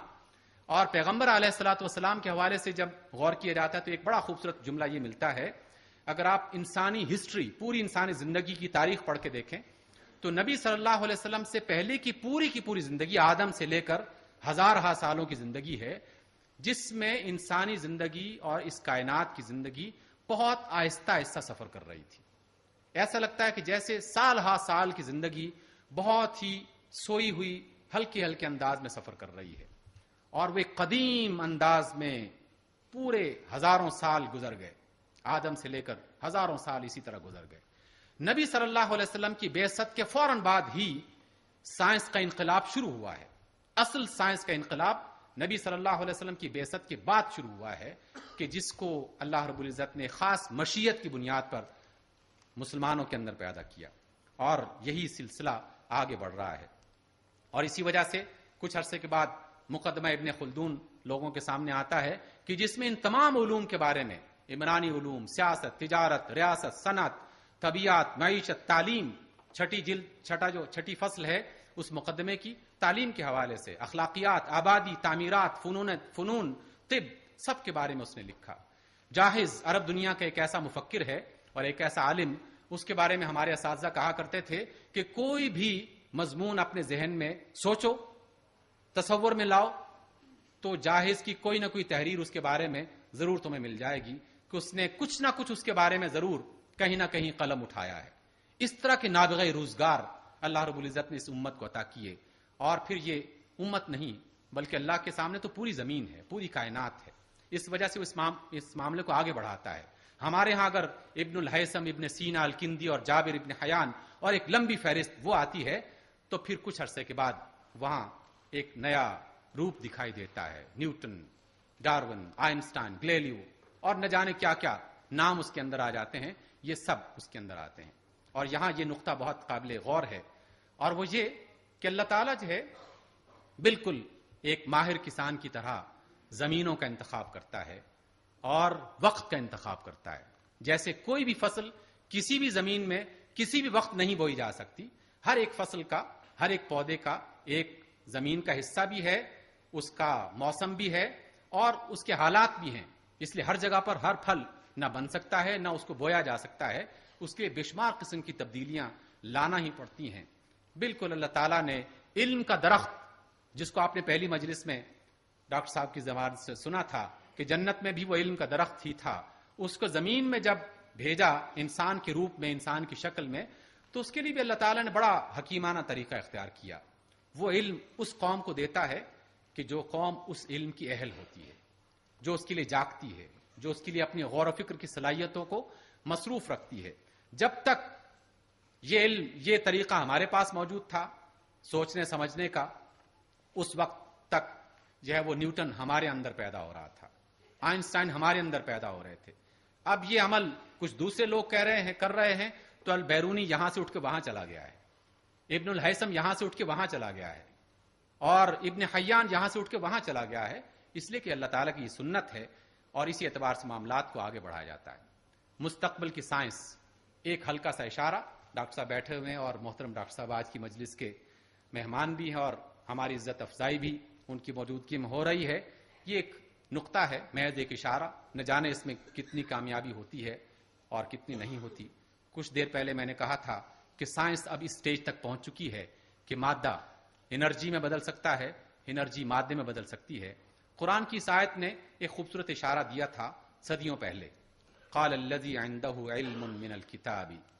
سلیمان علیہ السلام کی مجلس میں جب انہوں نے کہا تھا، سلیمان اس وقت فلسطین کی زمین پہ تھے، وہاں پہ، اور بلقیس نام کی ایک خاتون ملکہ وہ حضرموت یمن کے علاقے میں تھی. اس کے بارے میں خطوط اور پیغام رسانی کا سلسلہ ہدہد کے ذریعے سے جاری رہا، اور بالآخر ایک بات یہ کہی گئی کہ وہ یہاں پر ملنے کے لیے آ رہی ہے اپنے بہت سارے جو سرکاری ذمہ داران ہیں ان کے ساتھ. تو میں چاہتا ہوں کہ اس کے آنے سے پہلے پہلے اس کا تخت یہاں پہ پہنچ جائے. تو کون ہے جو اسے حاضر کرتا ہے؟ اللہ تعالیٰ نے خود قرآن میں کہا کہ ایک جن، عفریت، بہت طاقتور جن، اس نے کہا کہ جناب میں ابھی لے کے آتا ہوں، بس ایک ذرا سا آپ اپنی مجلس سے اٹھیے، اتنی دیر میں وہ یہاں پر میں حاضر کر سکتا ہوں. لیکن یہاں جو قابل غور بات ہے وہ یہ ہے کہ قال الذی عنده علم من الکتاب. اس آدمی نے کہا یا اس شخص نے کہا کہ جس کے پاس کتاب کا علم تھا، اس نے اپنے علم کی بنیاد پر، کتاب کے علم کی بنیاد پر یہ کہا کہ انا آتیک بہ قبل ان یرتد الیک طرفک، کہ میں آپ کی پلک جھپکنے سے پہلے اس کو یہاں لا سکتا ہوں. اور جب میں نے یہ والا جملہ سنا کہ انرجی تبدیل ہو سکتی ہے اور کسی بھی چیز کو اس میں اور اس میں بدلا جا سکتا ہے، تو بالکل بات سمجھ میں آ گئی کہ بالکل اس ہزاروں یا کم از کم بہت من وزنی جو سونے کا بنا ہوا تخت تھا، اس کو وہاں سے اچھالا گیا تھا اور پھر پہنچا دیا گیا تھا فلسطین کی سرزمین پر. میری آواز پہنچ جائے گی انشاءاللہ، کلاس میں اونچی آواز میں مجھے بولنا ہی پڑتا ہے اکثر، تو اس وجہ سے وہاں پر پہنچا دیا گیا تھا. اور آئندہ آنے والی کسی بھی دنیا میں یہ تبدیلی کسی وقت بھی آ سکتی ہے. اور اس وجہ سے ہم اپنی بات کو تھوڑا سا اور آگے بڑھاتے ہیں اور سمیٹتے ہیں اس بات کو کہ جب ہم یہ بات کہتے ہیں تو علامہ کا ایک مقولہ ہے اور ان کی ایک یادگار تحریر کا حصہ ہے جو ہمارے آئندہ آنے والے زمانے کے لیے بہت ہی اہم حیثیت اس کو میسر ہے.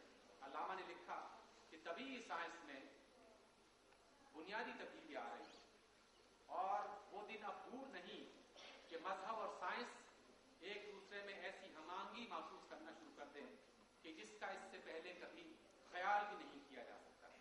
یہ ان کی پیشین گوئی ہے اور یقیناً یہ آگے بڑھ رہی ہے. حضرات میں بس 5 منٹ میں اپنی بات کو مکمل کرتا ہوں.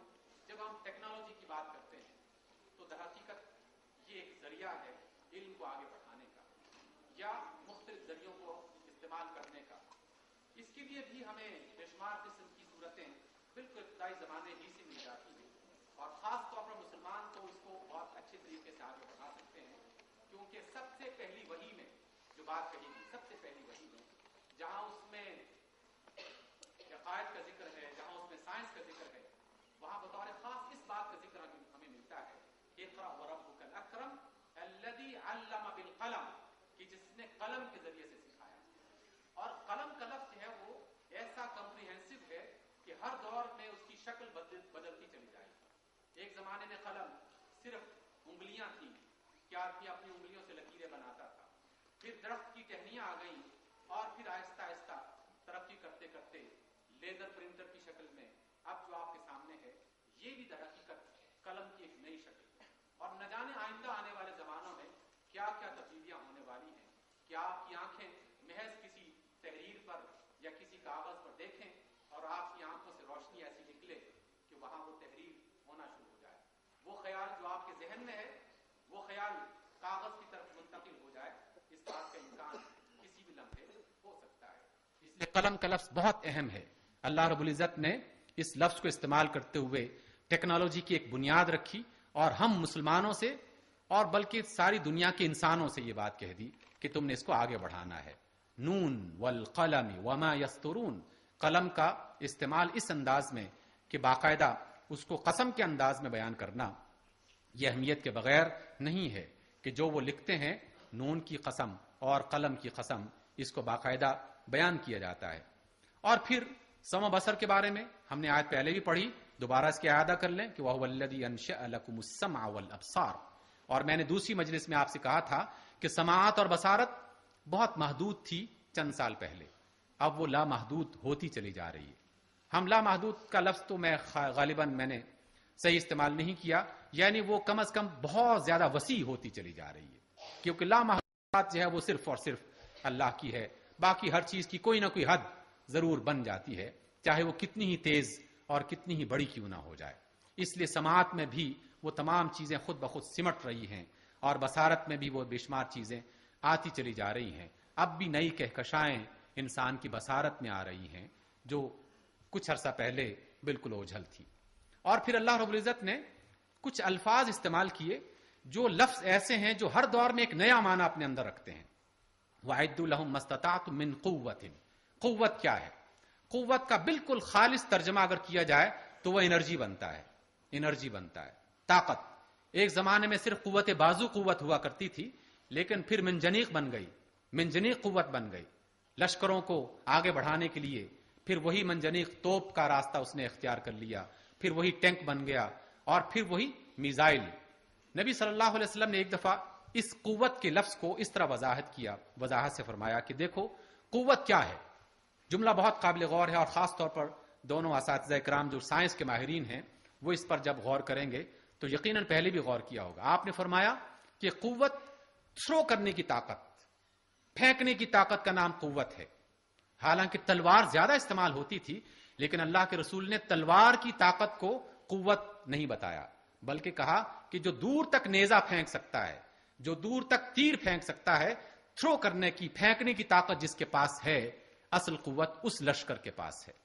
اور اب بھی دنیا میں وہ ملک سب سے زیادہ طاقتور ہے جس کے پاس تھرو کرنے کی، دور تک اپنا میزائل اور جو مختلف قسم کے ہتھیار لے کے جا سکتا ہے، اس کی طاقت جس کے پاس ہے.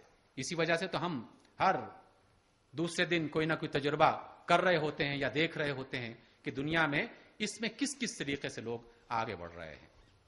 لیکن حضرات ہم نے غور کرنا ہے کہ ہماری جو حالت ہے اس کو تبدیل کیسے کیا جائے. پہلے ادراک کر لے اپنی خامیوں کا ادراک ہو جائے تو پھر اصلاح کا عمل شروع ہو جاتا ہے. خامی کا ادراک نہ ہو یا کم از کم اپنی غلطی کا اعتراف نہ ہو تو انسان کبھی بھی صحیح نہیں ہو سکتا. الہامی علوم جاہلوں کی دسترس میں کچھ ایکسیپشنلز موجود ہیں، کچھ علماء موجود ہیں، لیکن فیصلہ میجورٹی کی بنیاد پر کیا جاتا ہے. اکثریت ایسی ہے کہ جسے قرآن حدیث فقہ کے بارے میں جو اس کو کلیم تو ضرور کرتے ہیں لیکن اس کی بنیادی معلومات سے ناواقف ہے. عمرانی علوم بہت بنیادی ضرورت ہے. انسان کی اخلاق، اس کی شخصیت کو نکھارنے میں بنیادی کردار ادا کرتے ہیں. لیکن جب بھی بچوں کو تعلیم دینے کا حوالہ شروع ہوتا ہے تو اس کا نمبر دوسرے اور تیسرے درجے پہ آتا ہے.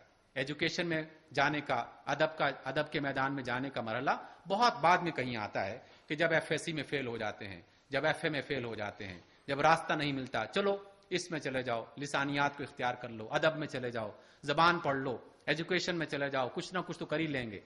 یہ سلسلہ یقیناً ہماری بہت بڑی غلطی اور خامی ہے. فطری علوم یقیناً کچھ موجود ہیں لیکن بہت زیادہ ترقی کی ضرورت ہے. عقلی علوم، منطق اور فلسفہ وغیرہ کہتے ہیں جناب یہ فلسفہ پڑھتا ہے. اچھا، آدھا پاگل تو ہو چکا ہوگا، پورا جب پڑھے گا، ایم ایس سی کر لے گا تو پھر پورا ہو جائے گا. یہ سب باتیں ہمارے آس پاس کے معاشروں میں، ہمارے اندر کے معاشروں میں موجود ہے. اطلاقی علوم جو ہیں اس میں آپ دیکھیں پاکستان کے جتنے بھی ڈاکٹرز، انجینئرز بڑے کیلیبر کے، بڑی سطح کے جو ہیں وہ اپنی تعلیم یہاں مکمل نہیں کرتے. حاصل کرنے کے لیے باہر جانا ہوتا ہے, اور جو باہر جاتا ہے اس کی اسٹڈیز میں اور اس کی تعلیم میں ایک بہت بڑا عنصر یہ بھی ہوتا ہے کہ اب میں یہیں کہیں جگہ بنا لوں, واپس جا کے کیا کریں گے. اس لیے کہ ہم نے اس کو یہی اہمیت دے رکھی ہے. اور ہمارے ہاں اس وجہ سے کہ ہم سائنس اور ٹیکنالوجی کی بات تو کرتے ہیں, اس کو استعمال بھی کرتے ہیں, لیکن اس کی ملکیت نہیں ہے ہمارے پاس. بڑی سی بڑی مشینری کو لے لیں اور چھوٹے سے چھوٹے موبائل کو لے لیں. پاکستان, کتنے لاکھوں انسانوں نے موبائل خرید لیا, لیکن پاکستان میں کوئی ایک کمپنی اس کو بنا نہیں رہی. اس کو ری اسمبل کیا جا سکتا ہے اور کیا جا رہا ہے بعض جگہوں پر, بنا نہیں رہی. کتنی مشینیں ایسی ہیں کہ جو جہاں بن نہیں رہی یہاں پر اسمبل کی جا رہی ہیں. ہم اس کے یوزر ہیں, اور وہ دیگر جو ملکوں کی قوتیں ہیں وہ تلاش کرتے ہیں اپنے گاہکوں کو, اور جہاں زیادہ بڑے گاہک ہوتے ہیں وہاں وہ چلے جاتے ہیں. اسی وجہ سے پاکستان کے ساتھ تعلق بہت مضبوط ہے, لیکن ہندوستان سے زیادہ ہے. کیوں ہندوستان سے زیادہ ہے؟ اس لیے کہ آبادی زیادہ ہے. آبادی زیادہ ہے تو گاہک بھی زیادہ ہوں گے, گاہک زیادہ ہوں گے تو ہماری جو ہر چیز میں سیل زیادہ ہوگی. تو بنیادی طور پر یہ ایک بہت بڑا مسئلہ ہے جس کو ہم نے حل بھی کرنا ہے. دیکھیے, ہم زراعت کے حوالے سے, میں نے کچھ روز پہلے پاکستان کے ایک معروف جو ہے وہ زراعت کے ماہر جنہوں نے جرمن سے باقاعدہ پی ایچ ڈی کیا, ان سے اس کے بارے میں گفتگو کی کہ جناب زراعت کا حال کیا ہے پاکستان میں. تو انہوں نے کہا کہ جناب زراعت کا حال یہ ہے کہ پاکستان کی جو سبزیاں جہاں پاکستان میں بوئی جاتی ہیں, ایک زرعی ملک ہونے کے باوجود جو سبزیاں بوئی جاتی ہیں, 80% سبزیوں کے جو بیج ہیں, جو اس کے سیڈز ہیں, وہ ملٹی نیشنل کمپنیوں کے پاس ہیں جو ہم باہر سے لے کے آتے ہیں. اور باہر سے جب یہاں کا کسان ان بیجوں کو لے کے آتا ہے تو پھر یہاں کے پاکستانی لوگ یہ کیا کرتے تھے کہ ایک دفعہ اس کو بویا, پھر اسی میں سے دوبارہ اس کے سیڈ جو نکلے اس کو دوبارہ کاشت کر لیا, پھر اس کو تیسری بار کاشت کر لیا. لیکن ملٹی نیشنل کمپنیز نے جب دیکھا کہ جناب یہ تو ہمارا کاروبار ذرا اس کو نقصان ہو رہا ہے, کیونکہ ہم تو ہر سال بیچنا چاہتے ہیں, تو انہوں نے اب ایسا بیج بنانا شروع کر دیا ہے کہ جو محض ایک مرتبہ بویا جا سکے اور دوبارہ اس کے اندر نیا بیج بننے کی طاقت ہی نہ ہو. بالکل اس طرح کی جیسے ٹشو پیپرز کو استعمال کیا, پھینک دیا, اور بے شمار اس طرح روزمرہ کے استعمال کی چیزیں.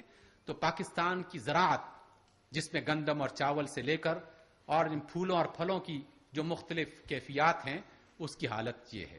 اور جو ہم دیکھتے ہیں کہ تعلیمی ادارے ہیں اس کا بھی یہی حال ہے کہ پاکستان میں آپ کی پنڈی میں بارانی زرعی یونیورسٹی, بہت اچھی یونیورسٹی, بہت بنیادی کام کہ اس پورے علاقے میں بارش کی بنیاد پر زراعت ہوتی ہے, اس کے لیے ایک باقاعدہ مکمل ادارہ ہونا چاہیے. لیکن کچھ سال پہلے اس میں کم طلبہ کی وجہ سے یا زیادہ توجہ نہ دینے کی وجہ سے پیسے کم ہو گئے اور فنڈز کی مجبوری ہو گئی, تو انہوں نے پھر ایم بی اے اور بی بی اے اور کمپیوٹر سائنس یہ مضامین بارانی زرعی یونیورسٹی میں شروع کر دیے. ایک اعلیٰ قسم کی عقل ہے, انسان کو میسر آ جاتی ہے اللہ رب العزت کی طرف سے. اور وائٹ ہیڈ پروفیسر صاحب جی کہتے ہیں کہ جب بھی کسی وقت مذہب کو فروغ ملے گا تو وہی زمانہ معقولیت کا بھی ہوگا. یہاں کے کسی مولوی صاحب نے یہ فتویٰ نہیں دیا, ایک ایسے آدمی نے جس نے کائنات پر اور اس زمین پر بہت ریسرچ کی, فلسفے پر, منطق پر اس نے غور کیا اور یہ بات کہی. ہم بھی یہی بات کہتے ہیں, آپ بھی یہی بات کہتے ہیں, لیکن قدم آگے بڑھانا ہے. اللہ نے جو علم عطا کر رکھا ہے اس کو آگے بڑھانا ہے.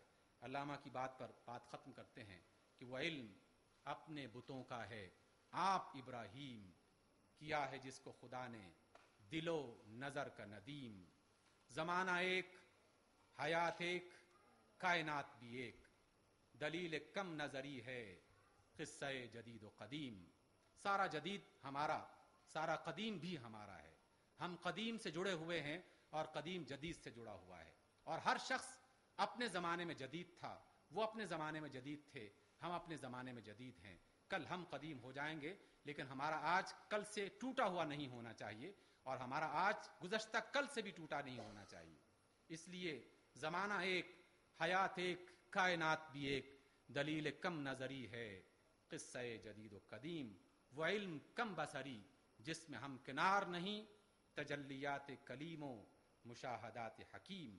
کلیم اللہ کی ذات کی طرف اشارہ کرتے ہوئے اس کی تجلیات اور اس کی طرف سے جو روشنیاں ملتی ہیں وہ, اور جو حکمت اور دانائی کی بنیاد پر انسان مشاہدے کرتا ہے, جب تک یہ دونوں چیزیں اکٹھی نہیں ہوتی اس وقت تک علم کم بصر ہوگا، کم نظر ہوگا، اس میں کمال پیدا نہیں ہوگا. بس یہی در حقیقت ہمارا مشن بھی ہے کہ سائنس اور ٹیکنالوجی یہ ہماری ضرورت بھی ہے، یہ ذریعہ علم بھی ہے، یہ وسیلہ علم بھی ہے، اور یہ خود بھی علم ہے. تعلیم کے ذریعے سے اس میں اضافہ بھی ہوتا ہے اور ہم اس کے ذریعے سے علم میں اضافہ کر سکتے ہیں. اقول قولی ھذا واستغفر اللہ لی.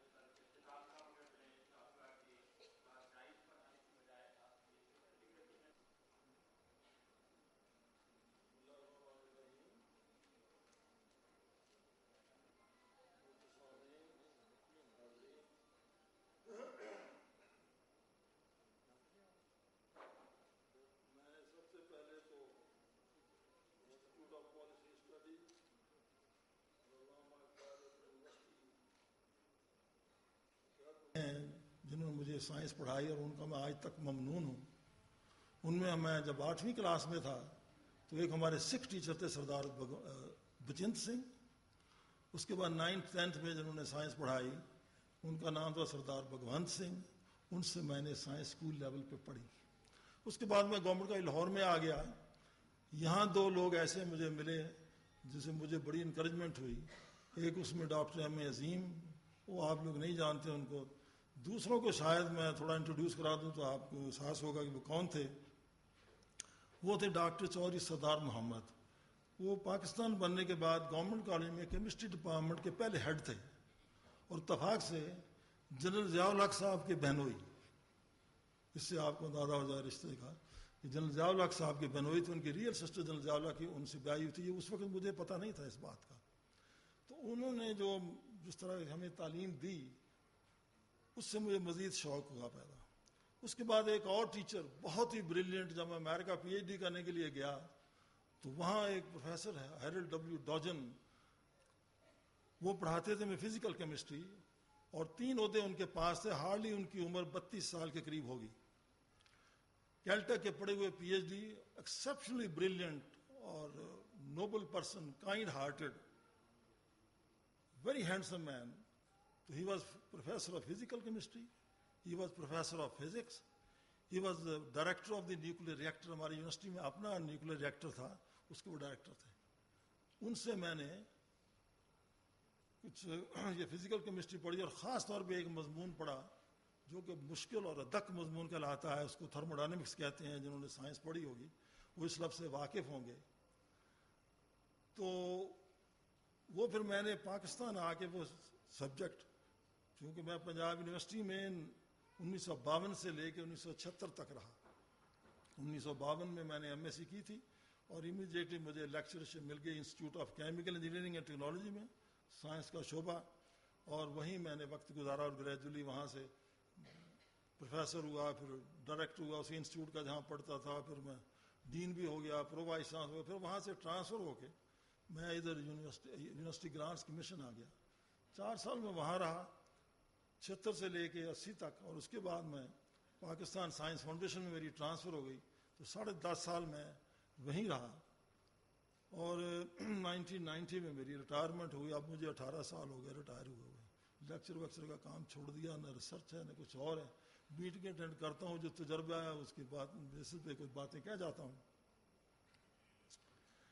اب میں پاکستان کے حوالے سے بات کرنا چاہتا ہوں کہ ہم حوالہ تو دیتے ہیں جو آج سے 600 سال پہلے جو ہمارے سائنسدان ہوئے بڑے بڑے, ان کے نام ہم لیتے ہیں. پرزم سلطان بود, ان کے حوالے دیتے ہیں. میں نے بھی ان پہ کچھ لکھا ہے, کتابیں لکھی ہیں, آرٹیکل لکھے ہیں. لیکن ہماری اپنی پوزیشن کیا ہے, ہم کیوں پیچھے ہیں, یہ ایک میری بالکل ذاتی رائے میں بتانا چاہتا ہوں. ہمارے ہاں کمپریہنشن کا مسئلہ ہے. کمپریہنشن جو ہے نا اس کا بہت بڑا مسئلہ ہے. میں اپنی مثال دیتا ہوں. میں ایک پنجابی گھرانے میں پیدا ہوا, 5 سال کا ہوا میں تو مجھے اسکول میں ڈال دیا گیا. وہاں اردو میں سلسلہ شروع ہو گیا. ہمارے زمانے میں پرائمری 4 سال کی ہوتی تھی. 5ویں جماعت میں پہنچا تو انگریزی شروع ہو گئی. گھر میں 5ویں جماعت میں والد صاحب نے کہا قاری گھر پہ آئیں گے اور تم قرآن شریف پڑھو گے, ناظرہ وہ شروع ہو گیا. 7ویں 8ویں میں وہاں اسکول میں گورنمنٹ کا اسکول تھا, یہ کنڈیشن تھی کہ آپ عربی, فارسی یا ہندی یا سنسکرت میں سے کوئی ایک زبان لیں گے. وہاں میں نے فارسی آپٹ کر دی. امریکہ پی ایچ ڈی کے لیے جب میں گیا تو وہاں نے کہا جی 2 زبانیں آپ کو لازمی پڑھنی پڑیں گی, فرینچ اور اسپینش, جرمن اور رشین. وہاں میں نے فرینچ لی اور ایک جرمن لی. یہ دونوں زبانیں میں نے وہاں پڑھی. اب یہ جو چینجز آتی رہی میرے ذہن میں سمجھتا ہوں کہ مجھے کوئی زبان بھی ٹھیک طرح نہیں آئی. یہ میری ذاتی رائے ہے. انگریز کا بچہ, یہ چائنیز بھی یا جاپانیز ہے, انگریز کا بچہ گھر میں پیدا ہوتا ہے, وہ شروع سے انگریزی سنتا ہے, انگریزی بولتا ہے, انگریزی پڑھتا ہے. اس کی جو نشو و نما ہے نا ذہنی طور پہ بہت جلدی ہو جاتی ہے. چہ جائے کہ ہم 3 زبانیں سیکھتے ہیں، نتیجہ یہ ہمیں کوئی زبان بھی نہیں آتی۔ یہ ایک بہت بڑا المیہ ہے کہ اس طرف کسی نے آج تک، اب یہ قومی زبان کا مسئلہ ہے، آپ دیکھیے آج تک حل نہیں ہوا ہمارے۔ اگر جاپان جاپنیز میں پڑھا سکتا ہے، چائنا چائنیز میں پڑھا سکتا ہے، رشیا رشین تو ہم اپنی قومی زبان میں کیوں نہیں پڑھا سکتے؟ مجھے یہ نہیں کہ مجھے کوئی اس زبان پہ عبور ہے، میرے اپنے بچے جو ہیں 2 بیٹے 2 بیٹیاں، دے آر آل میرڈ، ان کو مجھ سے کہیں زیادہ عبور ہے اردو پر۔ بڑی بیٹی میری ایسی ہے جو کہ میں کہتا ہوں کہ بیٹی تم تھوڑی سی پنجابی سیکھ جاؤ، کہتے وہ رونے لگ جاتی ہے، شی از 42، وہ کہتے وہ مجھے مجبور مت کریں، میں نہیں پنجابی بول سکتی، میں نے اردو ہی بولنا ہے۔ اگر ہماری یہ جو ذریعہ تعلیم جس کو ہم کہتے ہیں، اور اس میں سب سے پہلے تو جیسے آپ نے فرمایا اتنی مثالیں ماشاءاللہ دی عمدہ، پہلا لفظ تو اقرا ہی آیا ہے، اس کے بعد آگے وائی ڈونٹ یو پونڈر افلا تتفکرون جس کا ذکر کرتے ہیں وہ بعد میں آیا ہے۔ سائنس اور ٹیکنالوجی میرے نزدیک تعلیم کا ایک حصہ ہے۔ آپ نے اگر قائد اعظم کی تقریر تو نہیں تھی، وہ ایک میسج تھا، جب پاکستان بنا تو نومبر 1947 میں کراچی میں پہلی ایجوکیشن کانفرنس ہوئی تھی، اس پر قائد اعظم نے ایک میسج بھیجا تھا اس کانفرنس کو کہ بھئی اگر آپ یہ چاہتے ہیں کہ جو ترقی یافتہ ممالک ہیں ان کی صف میں کھڑا ہونا چاہتے ہیں تو آپ کو سب سے زیادہ تعلیم پر توجہ دینی ہوگی، اور اس میں سائنس اینڈ ٹیکنالوجی کو۔ یہ ان کا ایک چھوٹا سا پیراگراف ہے جو انہوں نے میسج بھیجا۔ اس کے بعد اس پر پالیسیز بنی ہیں، آپ یقین کریں میں نے وہ 7-8 جتنی آج تک ایجوکیشن پالیسی پڑھی ہیں، دیکھی ہیں، میں نے پڑھی ہیں ساری کی ساری، اس میں اصل جو پالیسی ہے وہ 1947 والی ہے، باقی سب یہ آئی ایم سوری ٹو سے میں بیچ میں خود بھی انوالو رہا ہوں دوسری پالیسیز میں، تھوڑی بہت چینج کر دی لفاظی کی، لیکن بیسک کانسیپٹ وہی چلا آ رہا ہے۔ جو حکومت آتی ہے وہ کہتے ہیں ہم نئی پالیسی پیش کریں گے، with due reference to all the education ministers جن کے ساتھ میرا واسطہ رہا ہے، لیکن میں سمجھتا ہوں کہ کوئی ہم میں کنسسٹنسی نہیں ہے۔ آپ ضیاء الحق صاحب کے زمانے میں انہوں نے یہ سوچا کہ بھئی ذرا تعلیمی حالت پر ذرا کوئی ایک رپورٹ تیار ہونی چاہیے، تو اس خادم کو انہوں نے اس کمیٹی کا چیئرمین بنا دیا، جس میں 7 لوگ اور تھے۔ ایک ایڈوائزر تھے منسٹر آف ایجوکیشن کے، وہ انگریز سے، امریکہ سے مسلمان کنورٹ ہوئے تھے، وہ ایڈوائزر ان کو لگایا۔ چیف سیکرٹری تھے کیپٹن یو جی احسانی، وہ ممبر تھے۔ ایک سیکرٹری اسپیشل سیکرٹری تھے ڈاکٹر بکائی صاحب، وہ تھے۔ ایک مسز صدیقی چیف ایجوکیشن کی ہوتی تھی۔ یہ ڈاکٹر پروفیسر لئیک احمد خان جو ٹیلی ویژن والے ہیں، یہ اس کمیٹی کے سیکرٹری تھے۔ تو انہوں نے جو یہ نام دیا کہ presidents task force on education with special reference to primary education, اس پر ہم نے کام شروع کیا، اور جب میں نے سارے پاکستان کا ٹور لگایا اور مختلف اسکولوں کو وزٹ کیا، خاص طور پہ پرائمری اور ہائی اسکول لیول پر، تو میں 2-3 مثالیں آپ کو دینا چاہتا ہوں، اس سے آپ کو اندازہ ہو جائے گا کہ ہم کس دور سے گزرے ہیں۔ جو پرائمری اسکول ٹیچر کی تنخواہ تھی تحصیل ہیڈ کوارٹر پر 457 روپے تھی، یہ ریکارڈ پہ۔ میرا اس وقت اپنا اٹینڈنٹ جو تھا وہ اس کو 900 روپیہ تنخواہ لیتا تھا، جو کہ میٹرک نہیں تھا۔ یہ باتیں میں نے گورنمنٹ کی لیول پہ، ہائیسٹ لیول پہ، جو کہ ڈاکٹر محب الحق مرحوم وہ منسٹر تھے پلاننگ اینڈ ڈیولپمنٹ کے، اور ان کے سامنے بھی پیش کی میں نے کہ یہ ہمارے ملک کے اندر ہو رہا ہے، ایک ٹیچر کا یہ مقام ہے۔ منسٹر آف ایجوکیشن میں ہم نے میٹنگز کی، وہاں میں نے کہا کوئی ایسا ٹیچر بلائیں جو کہ بتائے کہ ہمیں اسکولوں کی حالت کیا ہے۔ اسلام آباد کی بات بتا رہا ہوں، تو minister of education D block کے جو کمیٹی روم ہے اس میں کوئی 25-30 لوگ ہم موجود تھے۔ ان میں سے ایک آدمی آیا تو میں نے اسے بیڈڈ فیلو نے پوچھا، میں نے کہا آپ کیا کرتے ہیں؟ جی میں مدرس ہوں، اسلام آباد کوئی اسکول ہے یہاں۔ میں نے کہا آپ کتنے ہیں وہاں اسکول میں؟ کہتے میں ایک آدمی ہوں اور 5 کلاسیں ہیں۔ یہ سنی سنائی باتیں نہیں ہیں، یہ میں آپ کو تجربے کی باتیں بتا رہا ہوں، فیکچوئل پوزیشن، ریکارڈ پہ ہیں یہ بات۔ تو میں نے کہا پھر آپ 5 آدمی، اگر آپ 5 کلاسیں ہیں آپ 1 آدمی ہے تو پڑھاتے کس طرح ہیں آپ؟ کہتے جی میں آپ کو بتا دیتا ہوں، بتائیے۔ کہتے جی جو پہلی کلاس ہے اس کو میں، کمرہ کوئی نہیں وہاں اسکول میں، باہر بٹھا لیتا ہوں، اور جو کلاس 1 ہے اس کو الف بے پہ ان کو کہتا ہوں کہ سب بولتے جاؤ۔ ساتھ ہی دوسری کلاس 2 بیٹھی ہوئی ہے، اس کو میں کچھ اور سکھاتا ہوں، 2 دنی 4 2 3 6 پہاڑے سکھا دیتا ہوں۔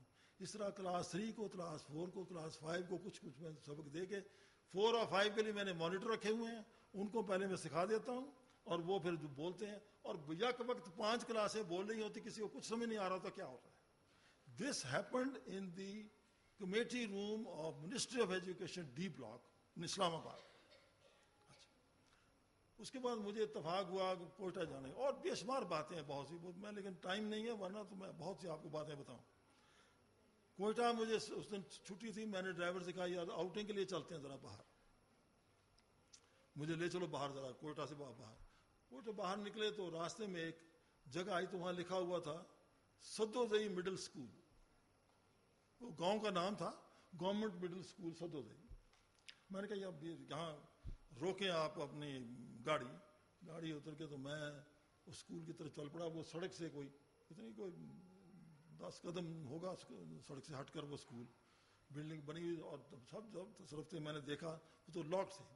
ان دا مین ٹائم ایک آدمی بھاگا آیا تو اس نے مجھے سلام کیا، سر آپ کیسے؟ میں نے کہا میں آپ کا اسکول دیکھ رہا تھا، آپ کیا کرتے ہیں؟ کہتے ہیں یہاں میں ٹیچر ہوں۔ میں نے کہا اچھا، تو یہ اسکول تو بند ہے، تو کیا اس کے حالات ہیں؟ کہتے جی یہ آپ دیکھ رہے ہیں وہ دور ایک گاؤں ہے جو 2 میل ہے یہاں سے۔ میں نے کہا جی۔ کہتے جی وہاں سے لڑکے پیدل آتے ہیں یا پڑھنے کے لیے؟ تو میں نے اسے سوال کیا کہ یہاں تو ارد گرد پانی نہیں ہے، تو پانی کہاں سے پیتے ہیں؟ وہ کہنے لگا جی کہ پانی یہ بچے خود اپنے ساتھ لاتے ہیں، آپ اندر مٹکا پڑا ہوا دیکھتے ہیں؟ میں نے کہا دیکھتا ہوں میں۔ وہ سارے کے سارے بچے لا کے پانی اس مٹکے میں ڈال دیتے ہیں، اور یہاں سے جو ٹیچر ہے وہ اس کو راشن کر کے بچوں کو پانی دیتا ہے۔ اسکولوں میں ٹاٹ نہیں ہے، چاک نہیں ہے، کرسی نہیں ہے، بلیک بورڈ نہیں ہے۔ آمین۔ کہنے کا مقصد یہ ہے کہ ان حالات میں ہمارے بچے پڑھتے ہیں، تعلیم حاصل کر رہے ہیں، ٹھیک ہے جی۔ اور جو ہماری بات شروع ہوتی ہے اقرا سے، اور اس کی امپورٹنس جو ہے وہ جو دی جا رہی تعلیم کو، وہ آپ کے سامنے ہے۔ میں یہاں ایک اسٹالن کا فکرہ کوٹ کرنا چاہتا ہوں۔ اسٹالن نے ایک دفعہ اپنی قوم کو خطاب کیا، رشیا کو، سوویت یونین کو۔ وہ کہتا ہے کہ اپنے انگریزی ترجمہ اس کا یہ ہے کہ I shall look after your health and education. یہ 2 اس نے شعبے چنے، اتنے بڑے آدمی نے، general, field marshal. I shall look after your health and education and you look after Russia. آپ اس ملک کا خیال کریں، میں ان 2 چیزوں کا آپ کا خیال کروں گا۔ اور یہ بدقسمتی سے دونوں چیزیں یہاں ناپید ہیں آلموسٹ۔ لپ سروس بہت ہے جی، اتنے % کر دیا، یہ کر دیا، وہ کر دیا، لیکن نتیجہ آپ کے سامنے ہے۔ اب جیسے میں ذکر کر رہا تھا کہ پرائمری اسکول کی ٹیچر اس وقت جو میں بتایا، میں نے تحصیل ہیڈ کوارٹر 457 روپے، آپ ذرا بجٹ بنا کے دیکھ لیں تو بندہ وہ ٹیچر جو، اور میٹرک پی ٹی سی اس کی بات کر رہا ہوں میں۔ مجھے ایک دفعہ منیلا جانے کا اتفاق ہو، میں نے بہت زندگی میں ٹریول کیا ہے، بہت ملک دیکھے ہیں۔ وہاں ایک کانفرنس تھی تو وہاں میں گیا، تو ہم اناگوریشن کے بعد سیشن شروع ہو گیا، تو وہاں ایک جاپنیز لیکچر دے رہا تھا۔ تو وہاں ہم نے سوال کیا اس سے کہ بھئی یہ تم بتاؤ کہ تم جاپان نے ترقی اتنی کیسے کی، کیا وجہ ہے؟ انہوں نے کہا جی کہ سب سے پہلے تو ہم نے ٹیچر کی طرف توجہ دی، کہ ہم نے سوچا کہ بہترین ٹیچر ہمیں وہ چاہیے جو کہ پرائمری اسکولوں کو پڑھائیں، اور اس نے ساتھ یہ بتایا کہ پرائمری اسکول ٹیچر کی تنخواہ یونیورسٹی پروفیسر کے برابر۔ یہ یعنی سنی سنائی بات ہے، میں وہاں موجود تھا۔ اس نے کہا جی کہ یہ آپ جب تک اس لیول پہ آپ امپورٹنس نہیں دیں گے، بنیاد اچھی نہیں ہوگی، آپ لاکھوں جتنا جی چاہے خرچ کریں اوپر کی لیول پہ جا کے، وہ بات نہیں بننے کی. قوم تبھی بنے گی اگر آپ پرائمری اور سیکنڈری ایجوکیشن پہ آپ توجہ دیں. یہ چونکہ بنیاد ہے، اگر یہ بنیاد اچھی ہوگی تو بلڈنگ آپ کی اچھی ہوگی، ورنہ نہیں ہوگی.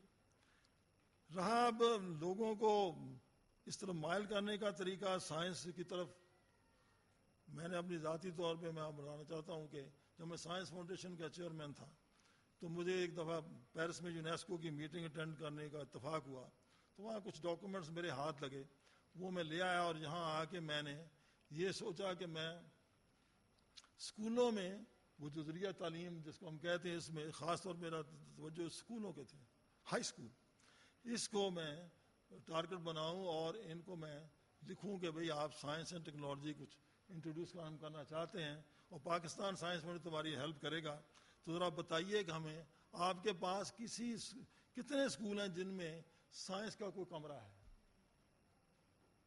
750 سارے پاکستان سے 750 اسکولوں نے جواب دیا، اور جن میں سے شاید 150 اسکول ایسا تھا جو کہتے ہیں ہمارے پاس ایک کمرہ ہے. سائنس ہم پڑھاتے ہیں، لازمی مضمون ہے، لیکن کمرہ ہمارے پاس ایک کا کوئی پریکٹیکل نہیں کروا سکتے، کچھ نہیں کروا سکتے. بہت دکھ ہوا مجھے بات سن کر. میں نے پھر اس کے لیے 17 پروجیکٹس ڈیوائز کیے، ایکسپیریمنٹل بھی، تھیوریٹیکل بھی، پوسٹرز بھی، یہ پلانیٹیریا بھی، سائنس ایگزیبیشنز بھی، سائنس کارواں بھی، سائنس میلے بھی. میں نے 17 پروجیکٹس انٹروڈیوس کیے اس لیے کہ یہ ماسز تک پہنچے بات، اور شاید کچھ لوگوں میں رجحان پیدا ہو. اور وہ شاید میری نیک نیتی یا سیلف پریز تو نہیں ہے کہ اس کام نے مجھے بہت بڑا ایوارڈ دیا. وہ یہ تھا کہ یونیسکو کی طرف سے، مجھے تو پتہ نہیں کیسے ہوا، یہ یونیسکو کی طرف سے مجھے ان کا UNESCO Kalinga prize highest award ہے ان کا، جو کہ پروموشن آف سائنس کے لیے دیا جاتا ہے. And I was the first Pakistani to get that award. 1953 میں شروع ہوا، اور سب سے پہلا ایوارڈ جو ملا وہ ڈی براگلی، ایک بڑا نامی سائنٹسٹ ہوا ہے، فزسسٹ ہوا ہے، جس نے یہ آئیڈیا دیا تھا کہ جو الیکٹران ہے یہ پارٹیکل کے طور پہ بیہیو کرتا ہے اور ویو کے طور پہ بیہیو. نوبل پرائز میں 1953 میں یہ ایوارڈ اس کو پہلا اس شخص کو ملا تھا 1950. اس کے بعد یہ برٹن رسل کو بھی ملا، جولین ہکسلے کو ملا. لیکن میں ان کے لیول کا بندہ نہیں ہوں، لیکن یہ ضرور آیا کہ میں نے جو تھوڑی بہت سائنس میں خدمت کی اس کی ریکگنیشن ہوئی. تو یہ 1990 کی بات ہے. 91 میں جا کے پھر میں پرائز لے کے آیا، وہاں سے میڈل بھی تھا، شیلڈ بھی، سرٹیفکیٹ بھی تھا، کیش ایوارڈ بھی تھا. اب ایک بات جو آخر میں باتیں تو بہت سی ہیں لیکن میں ان کے حوالے سے، انہوں نے ذکر کیا تھا سائنس اور ریلیجن کا آپس میں جو ہے کہ کیا تعلق ہے، ہونا چاہیے یا نہیں ہونا چاہیے. اس سلسلے میں بہت کچھ کہا جا چکا ہے اور ابھی بھی لکھا جا رہا ہے، کوئی بہت وسیع مضمون ہے. اس سلسلے میں یہاں کو ایک چیز کوٹ کروں گا کہ ایک پروفیسر ہیں گلشنی، مہدی گلشنی، پہلا نام مہدی ہے، ایران سے ان کا تعلق ہے، پروفیسر آف فزکس ہیں، بہت لائق آدمی ہیں. انہوں نے ایک کتاب لکھی ہے، زیادہ پرانی نہیں، یہ کوئی 4 سال پرانی ہوگی ہارڈلی. انہوں نے ساری دنیا میں خط بھیجے کوئی 65 لوگوں کو، جن میں سے 4 پاکستان لوگوں کو بھی انہوں نے بھیجے، جن میں ایک ہمارے ڈاکٹر احمد قریشی فزسسٹ ہیں، ایک ڈاکٹر انور نسیم ہیں بایولوجی کے، ایک ڈاکٹر مظفر اقبال ہیں جن کا شاید آپ نیوز میں اکثر پڑھتے ہوں گے، آرٹیکل لکھتے ہیں وہ، اور چوتھا نام میرا بھی تھا. اس میں انہوں نے کوئی 7-8 سوال سب کو لکھ کر بھیجے ایک جیسے ہی. تو امریکہ سے، انگلینڈ سے، دوسرے ممالک سے، رشیا سے، مختلف سائنٹسٹوں کو انہوں نے لکھ کے بھیجے. انہوں نے پھر آپ نے وہ 7-8 سوالوں کے جواب دیے ہیں، اور اس میں یہ جو ٹائٹل ہے اس کا وہ یہی ہے کہ can science dispense with religion. Religion سے یہاں اسلام سے مراد ہے. کسی شخص نے، میرا نہیں خیال کہ اس میں یہ لکھا ہو کہ یہ ہاں اس کو ڈسپینس ود کر دیں. انہوں نے کہا ہے کہ اس کے بغیر گزارا نہیں ہے. یعنی یہ جو ریلیشن شپ ہے، جیسے کہ انہوں نے اتنا اس کو ایمفیسائز کیا ہے کہ کہیں ممانعت نہیں ہے ہمارے مذہب میں کہ سائنس اور ٹیکنالوجی نہ سیکھیں. بلکہ اس میں تو ایسی ایسی دلچسپ چیزیں آئیں گی. آخر میں 3 مثالیں کوٹ کرنا چاہتا ہوں کہ اگر آپ میں چونکہ بچوں کو آپ بتائیں تو ان کا رجحان کس طرح بڑھے گا. آٹومیٹیکلی بڑھے گا کہ جب ہم سائنس پڑھیں گے. ایک تو اللہ تعالیٰ کی قدرت ہے, وہ تو آپ نے آبزرویشن لاز میں پڑھنا ہی پڑھنا ہے, لیکن 3 مثالیں میں چھوٹی سی دینا چاہتا ہوں. جاپان نے کچھ عرصہ پہلے وائپر جو کاروں پہ چلتے ہیں وہ انہوں نے ایجاد کیے. کس انداز سے کہ اگر بارش تیز ہوگی وہ تیز چلیں گے خود بخود ہی, اگر آہستہ ہوگی تو آہستہ چلیں گے. امریکہ میں ایک آدمی مرغی پالنے والا, اس نے ایک فیڈ ایسی تیار کی جس سے کولیسٹرول کی کوانٹٹی, آپ یہ دیکھیے قدرت کا نظام دیکھیے, اس کو کنٹرول کرنا اٹس ویری ویری ڈیفیکلٹ. اگر 257 ملی گرام ایک انڈے میں ہوتی تھی تو اس نے ایسی خوراک تیار کی کہ وہ 150 پہ آ گئی, اور وہاں شور مچ گیا. اور اتنی اس کی انڈوں کی, کیونکہ امریکہ میں تھا پتہ یہ کولیسٹرول وغیرہ کا بڑا چکر ہے, وہ انڈے بہت کھاتے ہیں, اتنی ڈیمانڈ اس کو بڑھ گئی کہ اس کو میٹ کھانی مشکل ہو گئی.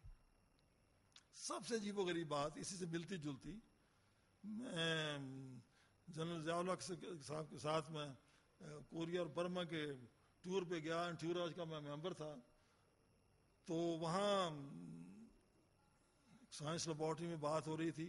ان کا سب چوائس جس نے وہ ڈاکٹر سائنٹسٹ جس نے یہ ریولوشنائز کر دیا کوریا کو, وہ موجود تھا. میں نے اس سے بات کی تو وہ بتاتا ہے کہ ہم نے سلک ورم کے لیے ایک ایسی خوراک تیار کی ہے کہ اگر ایک خوراک اس کو دیں تو ہم وہ یلو دھاگا نکلے گا اس کا, دوسری خوراک دیں تو گرین دھاگا نکلے گا کیڑے سے اور اگر اور کو دیں تو وہ ریڈ نکلے گا. تو یہ میں نے کہا پھر یہ چھپا کے رکھی ہوئی. کہتا ہے جی سب سے زیادہ چھپا کے ہم نے رکھی ہوئی. اس کا جواب تھا جرمن سے, یہ بہت تیز قوم ہے, یہ اگر ہم سے لے گئے تو یہ ہمیں پیچھے چھوڑ جائیں گے. تو کہنے کا مقصد یہ ہے, اب یہ تو ایک خوشگوار پہلو ہے نا. دوسری طرف کلیشنکوف کچھ سال ہوئے جب وہ روشن, اس کا نام کلیشنکوف تھا جس نے یہ گن بنائی ہے, اس کا بیان یہ تھا کہ میں نے یہ گن تو بنائی تھی اب ڈیفنس کے لیے, اور اس کا اتنا مس یوز ہوا ہے دنیا میں, اگر مجھے یہ پتا ہوتا تو میں کبھی یہ کام نہیں کرتا. تو سائنس اینڈ ٹیکنالوجی میں دونوں ایسپیکٹ ہیں, ڈسٹرکشن بھی ہے, دنیا کی بھلائی بھی ہے. یہ تو سوچنے والے پہ ڈپینڈ کرتا ہے وہ کس طرح اس کو استعمال کرتا ہے. اور یہ مجھے بتانے کی ضرورت نہیں, آپ کے سامنے دنیا جہان کی مثالیں اور بے شمار مثالیں آپ نے دی ہیں. تو لیکن فائنلی یہ میں بات کہنا چاہوں گا کہ تعلیم تو لازمی ہے, ہمارے مذہب سے بھی یہ اس کا تعلق ہے اور حکم ہے, میں تو سمجھتا ہوں باقاعدہ. لیکن اس کے ساتھ ساتھ اگر ہم نے دنیا کے ساتھ مقابلہ کرنا ہے تو سائنس اینڈ ٹیکنالوجی کو بھی فروغ دینا پڑے گا. یہ جو ٹاپک تھا اس کو ذریعہ تعلیم سمجھ لیں یا نتیجہ تعلیم سمجھ, دونوں طرح یہ ٹھیک ہے میرے نزدیک. لیکن پھر بھی تعلیم پہلے آئے گی, اس کے بعد وہ تعلیم کے ذریعے سائنس پڑھائی جائے گی, تو پھر ہم آگے چل سکیں گے. میرا خیال میں اور بہت سی باتیں, لیکن میں یہاں ختم کرنا چاہتا ہوں. آپ کا بے حد ممنون ہوں کہ آپ نے توجہ دی. بہت بہت شکریہ.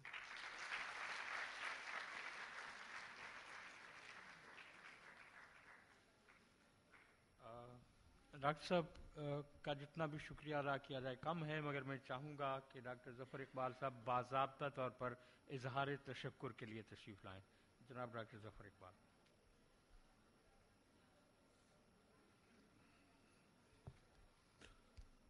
بسم اللہ الرحمن الرحیم.